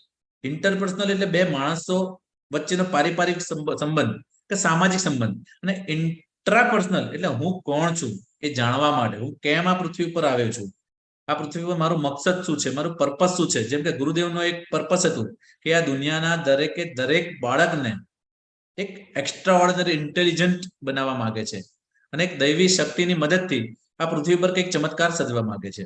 તો એ એમનો ઇમોશનલ ક્વોશન્ટ હાઈ કહેવાય. સિમિલરલી એડેપ્ટિવ ક્વોશન્ટ એટલે કે દરેક પરિસ્થિતિની અંદર કેવી રીતના ઢળવું, કે જેની અંદર કાઇનેસ્થેટિક અને નેચરલિસ્ટિક ઇન્ટેલિજન્સ બહુ સારી હશે ને એ લોકોમાં એક્યુ સારો હશે. સિમિલરલી વિઝ્યુઅલ અને મ્યુઝિકલ ક્રિએટિવ ક્વોશન્ટ માટે ઇમ્પોર્ટન્ટ છે. અને સ્પિરિચ્યુઅલ ક્વોશન્ટ પ્રભુ માટે, જે સ્પિરિચ્યુઆલિટી સાથે જોડાયેલા છે, સ્પિરિચ્યુઅલ ક્વોશન્ટ. દરેકે દરેક ગુણાંક અલ્ટિમેટલી તો આપણી આ 9 પ્રતિભાના આધારે જ બને છે. જેમ કે બુદ્ધિનો આઈક્યુ, આ ગુણાંક વ્યક્તિની કાર્યકુશળતા અને હોશિયારી દર્શાવે છે. આ ગુણાંક વ્યક્તિની તાર્કિક શક્તિ, સમસ્યાને ઉકેલવાની અવલોકન શક્તિ, યાદ શક્તિ, વિચાર શક્તિ, કલ્પના શક્તિ અને આંકડા શક્તિને દર્શાવતો આંક છે. સિમિલરલી ઇક્યુ, ઇમોશનલ આંક, આ ગુણાંક વ્યક્તિની ભાવનાત્મકતા દર્શાવે છે. આજના સ્પર્ધાત્મક યુગમાં જ્યારે માણસ માટે સંબંધો કેળવવા અને જાળવવા બહુ જ મુશ્કેલ છે ને, ત્યારે જેનો ઇક્યુ સારો હશે ને એ માણસ બહુ જલ્દીથી સફળ થશે. એડવર્સિટી ક્વોશન્ટ, આ ગુણાંક વ્યક્તિ વિપરીત સંજોગોમાં થતા વલણ દર્શાવે છે. એનો ઉપયોગ શું કરવાનો હોય? પ્રતિકૂળતા ગુણાંક એટલે કે એડવર્સિટી ક્વોશન્ટ મતલબ એવો છે કે જ્યારે કોઈ પણ બાળક કોઈ પણ મુશ્કેલીમાં મુકાય ને તો એમાં એને ઢળતા આવડે. જેમ કે હવે આજના જમાનામાં તમે બાળકને એસીમાં તૈયાર કરશો અને જો ઉનાળા દરમિયાન લાઇટ નહીં હોય અને ગરમી થશે તો એ ત્યાં આગળ ટેવાઈ શકશે નહીં. પણ જો તમે એનો એડવર્સિટી ક્વોશન્ટ મહેનતના કારણે, તમારી પોતાની ક્ષમતાના કારણે વધારશો, તે માણસ ગમે તેવા સંજોગોમાં પણ પોતાને ઢાળવા માટે તૈયાર થઈ જશે. ક્રિએટિવ ક્વોશન્ટ એ દરેક વ્યક્તિની સર્જનાત્મકતા શક્તિ દર્શાવે છે. અને ઉચ્ચ સિક્યુ ધરાવતા વ્યક્તિઓ નવા વિચારો અને નવી પરિકલ્પનાઓને વિચાર અમલમાં મૂકી અને કંઈક નવું સર્જન કરવાની ક્ષમતા ધરાવે છે. જેટલા પણ નવા નવા ક્રિએટર્સ છે એ બધાની ક્રિએટિવ ક્વેશ્ચન સારો હોય છે. સિમિલરલી આધ્યાત્મિક ગુણાંક, આ ગુણાંક વ્યક્તિની આધ્યાત્મિક તથા કુદરતી વસ્તુઓનો ઝુકાવ કે પસંદગી દર્શાવે છે. ઉચ્ચ એસક્યુ ધરાવતા લોકો સ્વયંના અસ્તિત્વ તથા આંતરિક શક્તિઓને વિકસાવવા માટે પ્રયત્નશીલ હોય છે. હવે આ બધાને તમને એક સામાન્ય રીતના એક એક્ઝામ્પલથી સમજાવું કે આ બધા કેવી રીતના કામ કરે છે. આપણે બધાએ મહાભારતનું ચિત્ર તો જોયું જ છે કે જેમાં ઘોડા હોય છે, રથ હોય છે, રથ ઉપર અર્જુન બેઠો હોય છે. તો આપણે ધારો કે સામાન્ય રીતે જોઈએ તો જે આગળના ઘોડા છે એને આપણે આઈક્યુ કે ઇમોશનલ આઈક્યુ કે ઇન્ટેલિજન્ટ ક્વેશ્ચન તરીકે સરખાઈએ છીએ. જે દોરી છે એ દોરીને આપણે ઇમોશનલ ક્વેશ્ચન તરીકે સરખાઈએ, અને જે રથ ઉપર અર્જુન બેઠો છે એ અર્જુનને આપણે એસક્યુ તરીકે સરખાઈએ. હવે ધારો કે હું મારી જ વાત કરું, એઝ અ ડોક્ટર, દરેક ડોક્ટર પાસે બુદ્ધિ હોય છે. દરેક ડોક્ટર એક જ સરખું ભણ્યા હોય છે. દરેક ડોક્ટર ભણ્યા વગર તો ડોક્ટર બનતા જ નથી. એમની પાસે દરેક ક્ષેત્રમાં જેના પણ એ ડોક્ટર છે એનું જ્ઞાન તો હોય જ છે, જેને આપણે કહીએ આઈક્યુ, ઇન્ટેલિજન્ટ ક્વેશ્ચન. પણ શું બધા જ ડોક્ટર સરખી રીતના સફળ હોય છે? શું બધા જ ડોક્ટર સરખી રીતના પૈસા કમાય છે? શું બધા જ ડોક્ટર સારી રીતના નામ કમાય છે? ના.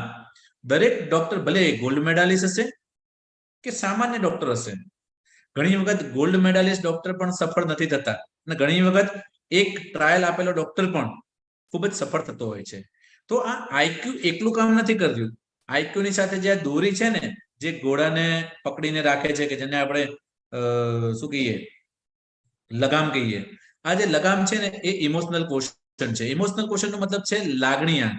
હવે જે લાગણી સાથે જોડાયેલું છે ને એ દરેકે દરેક આ આઈક્યુ નો મેક્સિમમ ઉપયોગ કરી શકશે. મારી પાસે પેશન્ટ આવશે અને હું લાગણી વગર એને જેમ દરેક પેશન્ટ જોતા આવીશું એ પ્રમાણે દરેકને એક પછી તપાસ કરીશ, નથી એની જોડે વાત કરતો, નથી એની જોડે, એનો જો પ્રશ્ન છે એનો જવાબ કરી, દવા કરી અને એને મોકલી દઉં, એને મળશે જ નહીં. કેમ? મેં એની સાથે લાગણીથી નથી જોડાયો. એને એમ જ થશે સાહેબે દવા લખેલી પણ મને પૂછ્યું તો નહીં મને શું તકલીફ હતી. સાહેબે દવા લખેલી પણ મારી તકલીફ વિશે કઈ સંવેદના તો જાહેર કરી નહીં. પણ જ્યારે તમે એ જ દર્દીની સંવેદના સાથે જોડાઓ છો ને, ત્યારે વગર દવાએ પણ એ દર્દીની ઘણી બધી તકલીફો ઓછી થઈ જાય છે. અને એક અમેરિકન સર્વેમાં કીધું પણ છે કે કોઈ પણ દર્દીની 80% તકલીફો છે ને એ ખાલી પ્લેસેબોથી જ દૂર થઈ જાય છે. દવા 100% અસર કરે છે, એલોપેથી 100% અસર કરે છે, આયુર્વેદા 100% અસર કરે છે, નથી કરતી એવું નથી. પણ આ બધાની અસર ત્યારે જ થાય છે જ્યારે દર્દીને એમાં વિશ્વાસ હશે, એમાં બિલીફ હશે. આ એસક્યુ ની ઇક્યુ ની ઉપર આવે એસક્યુ. માની લીધું કે ચલો માણસ હોશિયાર પણ છે, એની પાસે નોલેજ પણ છે, અને લાગણીશીલ પણ છે, પણ જો એને ભગવાન ઉપર વિશ્વાસ નહીં હોય, એને સ્પિરિચ્યુઅલિટી ડેવલપ નહીં થઈ હોય ને, તો એ આગળ નહીં વધી શકે. આપણે એવા કેટલા એક્ઝામ્પલ સાંભળ્યા છે કે જમીન વેચીને કરોડો રૂપિયા કમાયા, પણ પછી જુગાર ને દારૂ ને ખર્ચા અને આ બધાની અંદર એને પૈસા વાપરી નાખે. કેમ? એની પાસે પૈસા આયા તો ખરા, પણ પૈસા જીરવવા માટે ભગવાન ઉપરનો વિશ્વાસ નતો. એ પૈસા સાચવવા માટે એની પાસે સ્પિરિચ્યુઅલ ક્વેશ્ચન નતો. તો આવા દરેકે દરેક ક્વેશ્ચન, દરેકે દરેક પ્રતિભા દરેકે દરેક માતાએ પોતાનામાં વિકસિત કરવી કે જેનાથી એનું બાળક આ જે ક્ષમતાઓ સાથે જિંદગીમાં ખૂબ ખૂબ આગળ વધે. પહેલામાં પહેલી આપણે પ્રતિભાની વાત કરશું તો એ પ્રતિભા લિંગ્વિસ્ટિક ઇન્ટેલિજન્સથી વાત કરશું. આ મલ્ટિપલ ઇન્ટેલિજન્સ જે આ સર્વેની અંદર આ 9 પ્રતિભા દરેકે દરેક માતાની અંદર હોય છે, અને એ દરેક માતામાંથી દરેક બાળકમાં આવે છે. આ મારા પોતાના જે રિપોર્ટ છે એ રિપોર્ટ પ્રમાણે મારી ઇન્ટરપર્સનલ અને ઇન્ટ્રાપર્સનલ ઇન્ટેલિજન્ટ 16 થી 18% જેટલી છે. બંને 16% જેટલી છે. લિંગ્વિસ્ટિક ભાષા ઉપરનું પ્રભુત્વ 12%, લોજિક 10% અને બાકીની બધી 8-9%ની આજુબાજુમાં છે. આ બધાનું ટોટલ કરશો લગભગ 99.99% એટલે કે 100% થશે. અને એના ભાગ પાડીને કઈ ઇન્ટેલિજન્સ કોણમાં વધારે છે એવા ડર્મેટોગ્રાફિક સોલ્યુશન્સ આવે છે, જે તમારી ફિંગરપ્રિન્ટના એસેસમેન્ટ દ્વારા તમારી 9 મલ્ટિપલ ઇન્ટેલિજન્સ માંથી તમારામાં કઈ કઈ ડેવલપ છે, તમે એને કઈ ડેવલપ કરી શકો એ શોધી શકે છે. આ મારી જે ઇન્ટરપર્સનલ અને ઇન્ટ્રાપર્સનલ ઇન્ટેલિજન્સ 16 અને 18% છે, એનો ખરેખર હેતુ શું છે, અને આ બુદ્ધિ જો તમે ડેવલપ કરો, તમારા બાળકમાં એનો વિકાસ થાય, તેનો ફાયદો થશે કે નહીં, એ હું આગળના વિષયમાં જેમ જેમ આગળ વધીશ તેમ મારા પોતાના એક્ઝામ્પલ દ્વારા તમને સમજાવીશ. તો આ હાર્વર્ડ ગાર્ડનરે 1983 મલ્ટિપલ ઇન્ટેલિજન્સનો સિદ્ધાંત પ્રસ્થાપિત કર્યો અને એમણે જણાવ્યું કે બુદ્ધિ એક સામાન્ય ક્ષમતા નથી, પરંતુ અલગ અલગ સંવેદનાત્મક પદ્ધતિઓની ક્ષમતા હોય છે, એને અલગ અલગ સ્વરૂપે જોવામાં આવે છે. ના અલગ અલગ ક્ષમતાને અલગ અલગ રીતે તમે ડેવલપમેન્ટ કરીને શીખી શકાય છે, અને આને આખી દુનિયામાં ઘણા બધા લોકોએ સ્વીકારી પણ છે. પહેલામાં પહેલી બુદ્ધિ છે લોજિકલ ઇન્ટેલિજન્સ. આ ઇન્ટેલિજન્સનો મતલબ શું છે? તર્ક શક્તિની નિપુણતા. એ આંકડાશાસ્ત્ર, તાર્કિક, તાત્વિક, નિર્ધારિત અને તારવેલ વિચાર શક્તિનો સમન્વય છે. આવી વ્યક્તિ છે ને એ ચેસ રમવામાં, કોમ્પ્યુટર પ્રોગ્રામિંગમાં અને બીજી ઘણી તર્કશુદ્ધ પ્રક્રિયાઓમાં આગળ પડતો રસ ધરાવતી હોય છે. એટલે જો તમને આવામાં રસ હોય, કોમ્પ્યુટર પ્રોગ્રામિંગમાં રસ હોય, ચેસ રમવામાં રસ હોય, તો ડેફિનેટલી તમારા બાળકની લોજિકલ ઇન્ટેલિજન્સ ડેવલપ થશે. આવા જે માણસો હોય છે એઓ હંમેશા ચોક્કસ વ્યાખ્યાનો ઉપયોગ કરતા હોય છે, ગણિતની પ્રક્રિયાઓમાં આગળ પડતા હોય છે, પોતાની વિચાર શક્તિ પર ભાર મૂકીને કોઈ પણ કાર્ય કરતા હોય છે. તેઓ હંમેશા કોઈ પણ પ્રશ્નને હલ વૈજ્ઞાનિક રીતના કાઢે છે, એમને એમ ગપ્પા ના મારે. કોઈ પણ સાયન્ટિફિક બેઝિસ ઉપર દરેક પ્રશ્નનો જવાબ શોધવામાં માનતા હોય છે, અને જટિલમાં જટિલ ગણતરી કરવાની હોય તો પણ એમના માટે શક્ય હોય છે. ગૂગલ બોય, ગૂગલ સર્ચ કરશો, ગૂગલ બોય એ ફટાફટ એકલો નાનો છોકરો છે 8-9 વર્ષનો, તમે જે પ્રશ્ન પૂછો, જે મેથેમેટિકલ ક્વેશ્ચન પૂછો, ફટાફટ એના આન્સર આપતો હોય છે, અને મેમરી પાવર જબરદસ્ત છે. તેઓ હંમેશા આ કેવી રીતે થશે એવું નહીં, આ શું કામ કરવાનું છે એવા સવાલ પૂછે છે. તેઓ હંમેશા સિદ્ધાંતો શોધી કાઢવામાં અગ્રેસર હોય છે. તેઓ નિયમોની સાથે જે રૂલ્સ વાળી ગેમ્સ હોય છે ને એ ગેમ્સ રમવામાં એમને મજા આવે છે. ચેસ છે, લોજિકલ બોર્ડ ગેમ્સ છે, કોઈ પણ ગેમ કે જેમાં રૂલ્સ હોય. અમદાવાદ આપણે જે ગુજરાતમાં રમતા હોઈએ છીએ, જે ઘરમાં રમવા વાળી ગેમો હોય છે, એ બધી જ ગેમો હોય છે. આ લોજિકલ ઇન્ટેલિજન્સ પણ એના 3 પ્રકાર છે: પ્રોબ્લેમ સોલ્વિંગ અને એબ્સ્ટ્રેક્ટ થિંકિંગ, એટલે વિવિધ સમસ્યાઓને ઉકેલવાની ક્ષમતા, અને આદર્શ વિચારસરણી. ન્યુમેરિકલ સ્કિલ, સંખ્યાકીય કૌશલ્ય અને અંકનું જ્ઞાન શાસ્ત્ર સારું હોવું. હવે સમસ્યાઓને ઉકેલવાની ક્ષમતા. જે એઝ અ ડોક્ટર મારી ફિલ્ડની અંદર અલગ અલગ લોકો આવતા હોય છે ને જે અલગ અલગ રોગો લઈને આવતા હોય છે. તો એ સમસ્યાઓને હું ઉકેલી ના શકું તો એની સારવાર ના કરી શકું. અને વિચારસરણી મારી સારી જોઈએ. પૈસા કમાવાનો હેતુ હશે તો 100% જે ક્ષમતાથી હું એ લોકોને સારવાર આપવાનો પ્રયત્ન કરીશ એટલી નહીં આપી શકું. એટલા માટે આ પ્રોબ્લેમ સોલ્વિંગ અને એબ્સ્ટ્રેક્ટ થિંકિંગ મારામાં 40% બતાવે છે.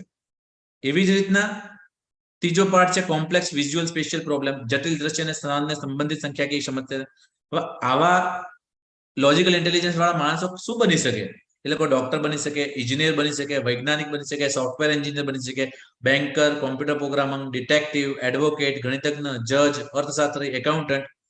જો તમારી એવી ઈચ્છા છે માતા પિતાની કે તમારું બાળક જો આમાંથી કંઈક બનાવવું છે ને, ડોક્ટર બનાવવું છે, એન્જિનિયર બનાવવું છે, વૈજ્ઞાનિક બનાવવું છે, સોફ્ટવેર એન્જિનિયર બનાવવું છે, તો તમારે તમારી 9 મહિના દરમિયાન આટલી વસ્તુઓ કરવી પડશે. એકદમ સરળ ગણતરીઓની તમારા મગજમાં ગણવાની ટેવ પાડો. તમારો રસોડાનો જાતે બિઝનેસ બનાવો. તમે એક જે પણ વસ્તુઓ બજારમાંથી લાવો છો ને એ દરેક વસ્તુઓનું બજેટ બનાવવાનું ચાલુ કરો. નાની ચોપડી રાખીને ઘરમાં જાતે બજેટ બનાવો. મગજમાં રોજે રોજ જે ખર્ચા થયા હોય એની ગણતરી કરવાની ટેવ પાડો. વૈજ્ઞાનિક સામાજિકમાં લવાજમ ભરો. વૈદિક જે આપણું મેથેમેટિક્સ કે છે એ વૈદિક ગણિત શીખવાના પ્રયત્ન કરો. એના ક્લાસીસ પણ હવે તો અવેલેબલ છે. એવું જરૂરી નહીં કે વૈદિક ગણિત ખાલી છોકરાઓ જ શીખી શકે. એક માતા પણ વૈદિક ગણિત શીખવાનો પ્રયત્ન કરે તો એમાં આગળ વધી શકે છે. સિમિલરલી તાર્કિક અને ગણિતની રમતો રમો, સુડોકુ રમો, ચેસ રમો. આ બધી રમતોથી લોજિકલ ઇન્ટેલિજન્સ વધી શકે છે. Similarly linguistic intelligence. લિંગ્વિસ્ટિક એટલે ભાષા ઉપરનું પ્રભુત્વ. લોજિકલ મેથેમેટિકલ એક આંકડા ઉપરનું પ્રભુત્વ છે. હવે લિંગ્વિસ્ટિક ભાષાકીય પ્રભુત્વમાં શું હોય છે? ભાષામાં નિપુણતા એ શબ્દ, મૌખિક વાર્તાલાપ અને લેખનની રીતનો સમન્વય છે. માણસ સારો વક્તા હોવું એ આ નિપુણતાનો એક પ્રકાર છે. ભાષા પરનું પ્રભુત્વ દર્શાવે છે કે માણસમાં આ નિપુણતાનો પૂરતો સમન્વય છે. આ નિપુણતા ધરાવતા માણસો વાંચન લેખનમાં સારા હોય છે. જે લોકોનું રીડિંગ એટલે તમે 9 દરમિયાન દરેક તમે કોઈ પણ ઘર સંસ્કારના ક્લાસ કરતા હશો, ગાયત્રી પરિવારમાં હશો, અથવા કોઈ પણ સારા માણસોના સંપર્કમાં હશો, અથવા તો કંઈ પણ નહીં હોય ને તો તમારા દાદા દાદી હશે કે તમારા ઘરમાં જે વડીલો હશે ને એ પણ તમને પ્રેગ્નન્સીમાં શું કહે છે કે સારા પુસ્તકો વાંચો, આ સારું રીડિંગ કરો, સારું વાંચન કરો. ઇવન ઘણા લોકો ગાયત્રી મંત્ર પણ લખાણ કરતા હોય છે. અને એવા કેટલાય પણ મેં મારા પોતાના પેશન્ટો જોયા છે જેને 9 મહિના ગાયત્રી મંત્રનું લેખન કરેલું છે અને મનમાં જ્યારે એને વાંચ્યા છે ને તો એના બાળકની અંદર એ બધા જ ગુણો જે એમણે વિચાર્યા હોય છે ને એની અંદર દેખાતા પણ હોય છે. અને જે ઘણા બધા વિડીયો તમને યુટ્યુબ ઉપર જોવા મળશે કે જેને માતાએ જેનો અનુભવ કર્યો છે ને જેમને જે જોઈએ છે એમના પોતાના પ્રેક્ટિસથી એના બાળકની અંદર એ જોઈ શકે છે. આવા માણસોનું ભાષા પરનું પ્રભુત્વ બીજા કરતા ઘણું સારું હોય છે. તેઓ શબ્દોને યાદ રાખી શકે છે, વાંચીને લેખિત નોટ બનાવીને વર્ગમાં શીખવવામાં આવતું વ્યાખ્યાન સાંભળીને પોતાનું ભણતર શીખી લે છે. એ લોકો નોટ્સ બનાવવામાં પાવરફુલ હોય, સામે કોઈ બોલતું હોય તરત નોટ્સ બનાવી લે. તેઓ શબ્દનો અર્થ અને તેનો ક્રમ અને ઉચ્ચારણ પ્રત્યે લાગણીશીલ હોય છે. આવા માણસોને તમે આગળ પાછળ કઈ વસ્તુ બોલો કે ખોટું ગ્રામર બોલો ને તો ના ગમે. તમે ગણિતની અંદર કંઈક ખોટું બોલો ને તો એ લોકો ના ગમે. એ લોકો બહુ લાગણીશીલ હોય છે કે ભાઈ આમ ભાષામાં ભૂલ ના થવી જોઈએ. એ લોકો સારા શ્રોતા પણ હોય છે, સાંભળવામાં પણ માહિર હોય છે, અને એમની સ્મરણ શક્તિ તેમને બીજા કરતા અલગ બનાવવામાં મદદ કરે છે. એના પણ 3 પ્રકાર છે. બીજાના હાવભાવ સાહિત્ય સમજવા માટે નોન વર્બલ કોમ્બિનેશન હોય છે, જે બોલે નહીં પણ જોઈને સમજી જાય. બરોબર, એ લોકો જોઈને સમજી જાય. એવી જ રીતના બીજું હોય વર્બલ મેમરી લેંગ્વેજ. શબ્દો મૌખિક રીતે યાદ રાખવા અને ભાષાની ઊંડી સમજ શક્તિ હોય છે એવા લોકોમાં. અને ઘણા લોકો વિઝ્યુઅલ એસ્પેક્ટ ઓફ રાઇટિંગ હોય, લખાણના દ્રશ્ય પાસાઓની સમજ, એટલે ચિત્રોથી કંઈક મેસેજ આપવાનો પ્રયત્ન કરે, અક્ષરોને ઓળખવા માટે, અને એના લોકોના અક્ષર મરોડદાર હોય. આવી કારકિર્દી કોની હોય? જેની લિંગ્વિસ્ટિક ઉપર પાવરફુલ હોય ને એ લોકો લેખક હોઈ શકે, વકીલ હોઈ શકે, પત્રકાર બની શકે, વક્તા બની શકે, તાલીમ આપનાર બને, શિક્ષક બની શકે, સંપાદક, તંત્રી, અનુવાદક, ટીકાકાર, લાઇબ્રેરિયન, કવિ, ટીવી, રેડિયો એન્કર બની શકે. જો તમારે તમારું બાળક આમાંથી કોઈ પણ બનાવવું છે તો તમારે શું કરવું પડશે? તમારે ભાષા ઉપર આધારિત રમત રમવી જોઈએ. તમારું જે ન્યૂઝપેપર આવતું હશે એની અંદર એક કોયડા આવે છે, કોયડા બનાવવાના, કોયડા લખવાનો પ્રયત્ન કરો. જાતે નિબંધ લખો, એને રેકોર્ડ કરો, શબ્દોની રમત રમો, ક્રોસવર્ડ છે, સ્ક્રેપ છે, લખો. અલગ અલગ પુસ્તકાલયમાં જોડાઓ અને તમે ચોપડીઓ વાંચવાનો પ્રયત્ન કરો. ચોપડી વાંચ્યા પછી એ ચોપડીમાં તમે જે શીખ્યા એ તમારી આસપાસમાં લોકોને શીખવાડવાનો પ્રયત્ન કરો. પ્રખ્યાત વક્તાઓ, કવિઓ, કથા કથનકારો અને બીજા વ્યક્તિના રેકોર્ડિંગ અને ભાષણોને સાંભળો, જેનાથી તમને એનો ફાયદો થશે. સિમિલરલી ત્રીજી વસ્તુ આવશે ઇન્ટ્રાપર્સનલ ઇન્ટેલિજન્સ. ઇન્ટ્રાપર્સનલ ઇન્ટેલિજન્સ એટલે હુ એમ આઈ. જે માણસ હું કોણ છું એ જાણવા માટે પ્રયત્ન કરે ને ત્યારે એની આ ઇન્ટેલિજન્સ ડેવલપ થાય છે. અત્યાર સુધીમાં તમે જોયું છે કે જેટલા પણ બાળકો જન્મ્યા છે ને એ હંમેશા પૃથ્વી પર 2 જ પ્રકારે જન્મ્યા છે. તમે કહેશો કે નોર્મલ ને સિઝેરિયન. ના, હું એવું નથી પૂછતો. 2 કારણો કેવી રીતના? માણસ કાં તો દરેક બાળક કાં તો બાય ચાન્સ હશે અને બાય ચોઇસ હશે. અને મોટા ભાગના કપલમાં પહેલું બાળક બાય ચાન્સ જ હોય છે, રહી ગયું છે ને રાખી લો. બીજું બાળક પછી સમજથી પ્લાન કરીને પ્લાન્ડ બેબી લાવે છે, જેને બાય ચોઇસ કહે છે. બરોબર ને? તો સિમિલરલી હુ એમ આઈ, જ્યારે દરેક માતા અને પિતા પોતાના બાળકને એક પર્પઝ આપીને આ પૃથ્વી પર લાવે છે ને ત્યારે એની ઇન્ટ્રાપર્સનલ ઇન્ટેલિજન્સ જન્મથી જ ડેવલપ થઈને તમે મોકલો છો. પર્પઝનો મતલબ શું છે? જેમ કે આ કોવિડના સમયમાં કેટલાય માતા પિતા એમ કહેશે મારું બાળક ડોક્ટર બને. સ્વાભાવિક છે, ડોક્ટર બને એ તમારો ગોલ થયો, તમારો ધ્યેય થયો કે તમે તમારા બાળકને ડોક્ટર બનાવવા માંગો છો. પણ જ્યારે તમે એવું વિચારો કે તમારું બાળક એટલા માટે ડોક્ટર બને, એ એવી વેક્સિન શોધે કે કોવિડ જેવો બીજો કોઈ પણ ભયંકર મહામારીનો રોગ આ પૃથ્વી પર જન્મે જ નહીં, અથવા એટલા માટે ડોક્ટર બને કે કોવિડની અંદર જેટલા બધા માણસો તકલીફમાં મુકાઈને એક્સપાયર થઈ ગયા તો એની સામે એવી કોઈ સિસ્ટમ શોધે, એવી કોઈ પદ્ધતિ શોધે કે માણસો બચી જાય. જ્યારે તમે આવા પર્પસ સાથે એ બાળકને જન્મ આપો છો ને ત્યારે એની ઇન્ટ્રાપર્સનલ ઇન્ટેલિજન્સ ડેવલપ થાય છે, એની આંતરિક સૂઝ ડેવલપ થાય છે. તો દરેક માતા પિતાના આજે મારી રિક્વેસ્ટ છે કે અહીંયા જેટલા પણ જે 80-90 પાર્ટિસિપન્ટ છે, આજે ઘેર જઈ તમે હસબન્ડ ને વાઈફ બંને બેસી, પ્રેગ્નન્સી તો છે પણ તમારે આ પૃથ્વી ઉપર આ બાળક કેમ લાવવું છે એનું એક મકસદ આપો એને, અને પછી તમે પોતે જ જોશો એ મકસદ પૂરું કરવા માટે આ 99 ઇન્ટેલિજન્સ ઓટોમેટિક કામ કરવા માંડશે. when you work for this universe selflessly, the whole universe will work for you endlessly. કહેવાનો મતલબ છે જ્યારે તમે આ પૃથ્વી માટે, આ યુનિવર્સ માટે કામ કરવા મદદ કરો છો ને ત્યારે આખું બ્રહ્માંડ, આખું યુનિવર્સ તમારા માટે કામ કરે છે. તો શું એ તમને એવું મલ્ટિપલ ઇન્ટેલિજન્સ બાળક નહીં આપે? તમારું મકસદ સારું હશે તો આજે તમે તમારા બાળકને એ મકસદ આપશો તો મારો તમને એક મેસેજ છે. દરેકે દરેક ઇન્ટ્રાપર્સનલ ઇન્ટેલિજન્સમાં પોતે પોતાની જાતને, પોતાની કમજોરીને અને કુશળતાઓને બીજા કરતા સારી રીતે સમજે છે. તેઓ પોતાની જ લાગણીઓ સમજી શકે છે. તેઓ ખૂબ જ નિયમબદ્ધ રીતે વર્તણૂક કરતા હોય છે. એમનું દરેક કામ ખૂબ જ ઝીણવટ ભરેલું હોય છે અને કંઈક નવું કરવાની તમન્ના રાખે છે. તેઓ પોતાના અહમને ક્યારેય કોઈને હાવી થવા દેતા નથી. અભિમાન નથી હોતું. તેઓ દરેક વસ્તુ, વ્યક્તિ કે પ્રસંગને પોતાની મરજી મુજબ સાનુકૂળ બનાવે છે. તેઓ પોતે જ પોતાના ધ્યેય નક્કી કરે છે અને પ્રાપ્ત કરવા માટે રસ્તાઓ જાતે જ શોધે છે. જે મેં તમને કીધું કે ગોલ આપો, ધ્યેય નક્કી કરો, અને ધ્યેય પ્રાપ્ત કરવા માટે શું કરવાનું તમારે જ નક્કી કરવાનું છે. બરોબર? કોઈ પણ માણસ તમને એ રસ્તો બતાવશે, રસ્તા ઉપર ચાલવાનું તો તમારે જાતે જ છે. Knowledge is not power, execution of knowledge is power. તમારી પાસે જ્ઞાન તો હશે, પણ જ્યાં સુધી તમે જ્ઞાન ઉપર કામ નહીં કરો ને ત્યાં સુધી એ જ્ઞાન કચરો જ છે. એ જ્ઞાનનો કોઈ મતલબ નથી.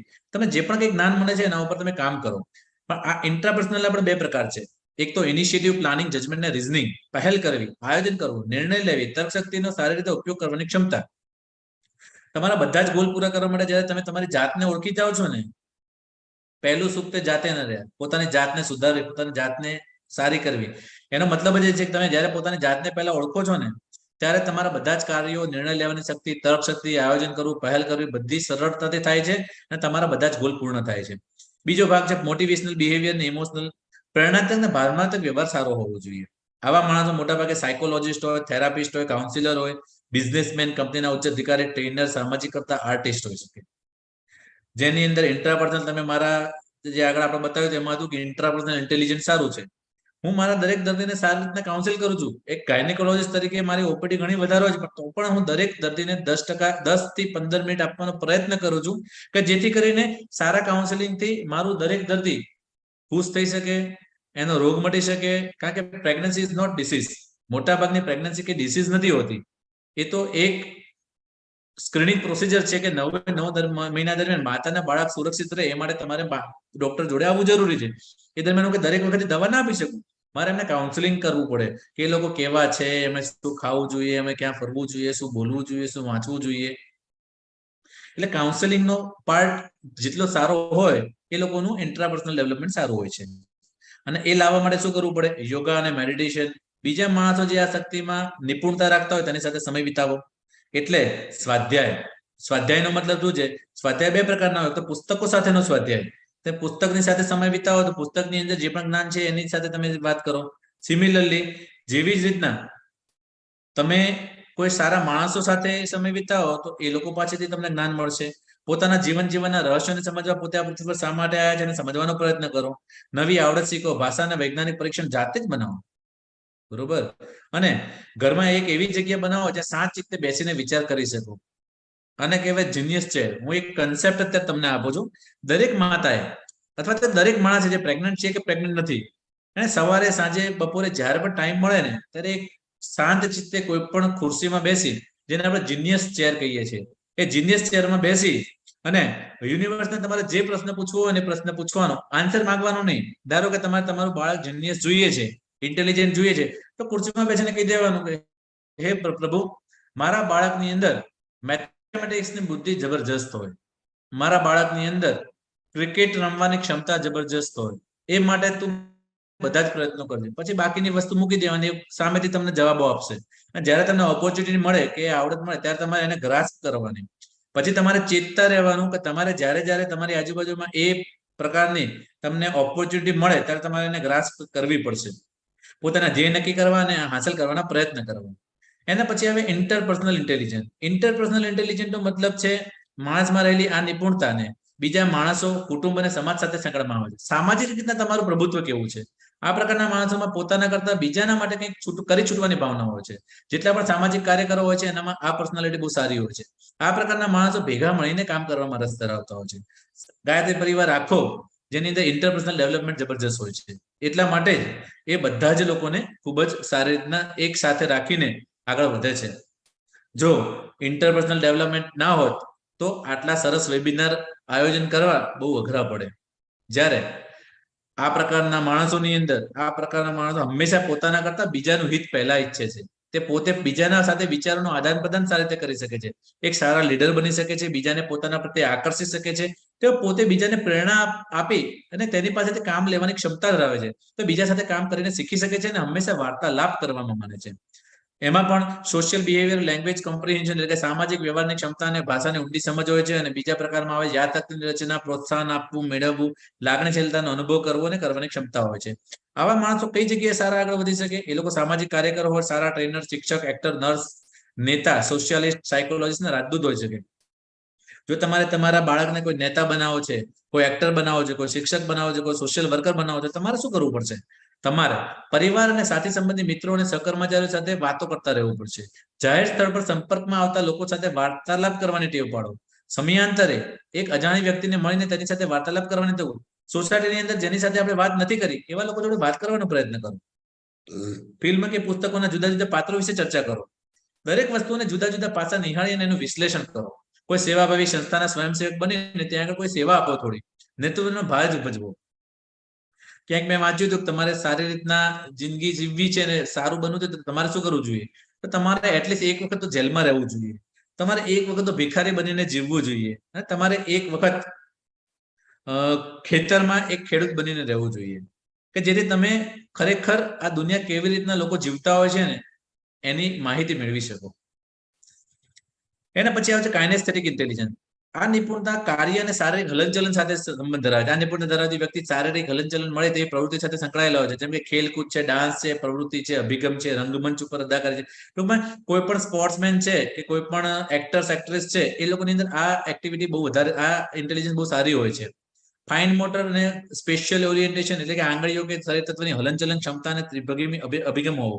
એટલે જેમ કે ડોક્ટર્સ છે, સ્પોર્ટ્સમેન છે, આ લોકોની અંદર ફાઇન મોટર બહુ ઇમ્પોર્ટન્ટ હોય છે.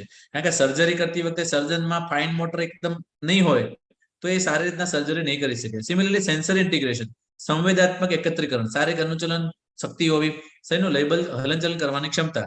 જે જિમ્નાસ્ટિશિયન હોય છે કે જે સ્પોર્ટ્સમેનશિપ હોય છે એ લોકોને એક નાની નાની વસ્તુઓ પણ બહુ અગત્યની હોય છે.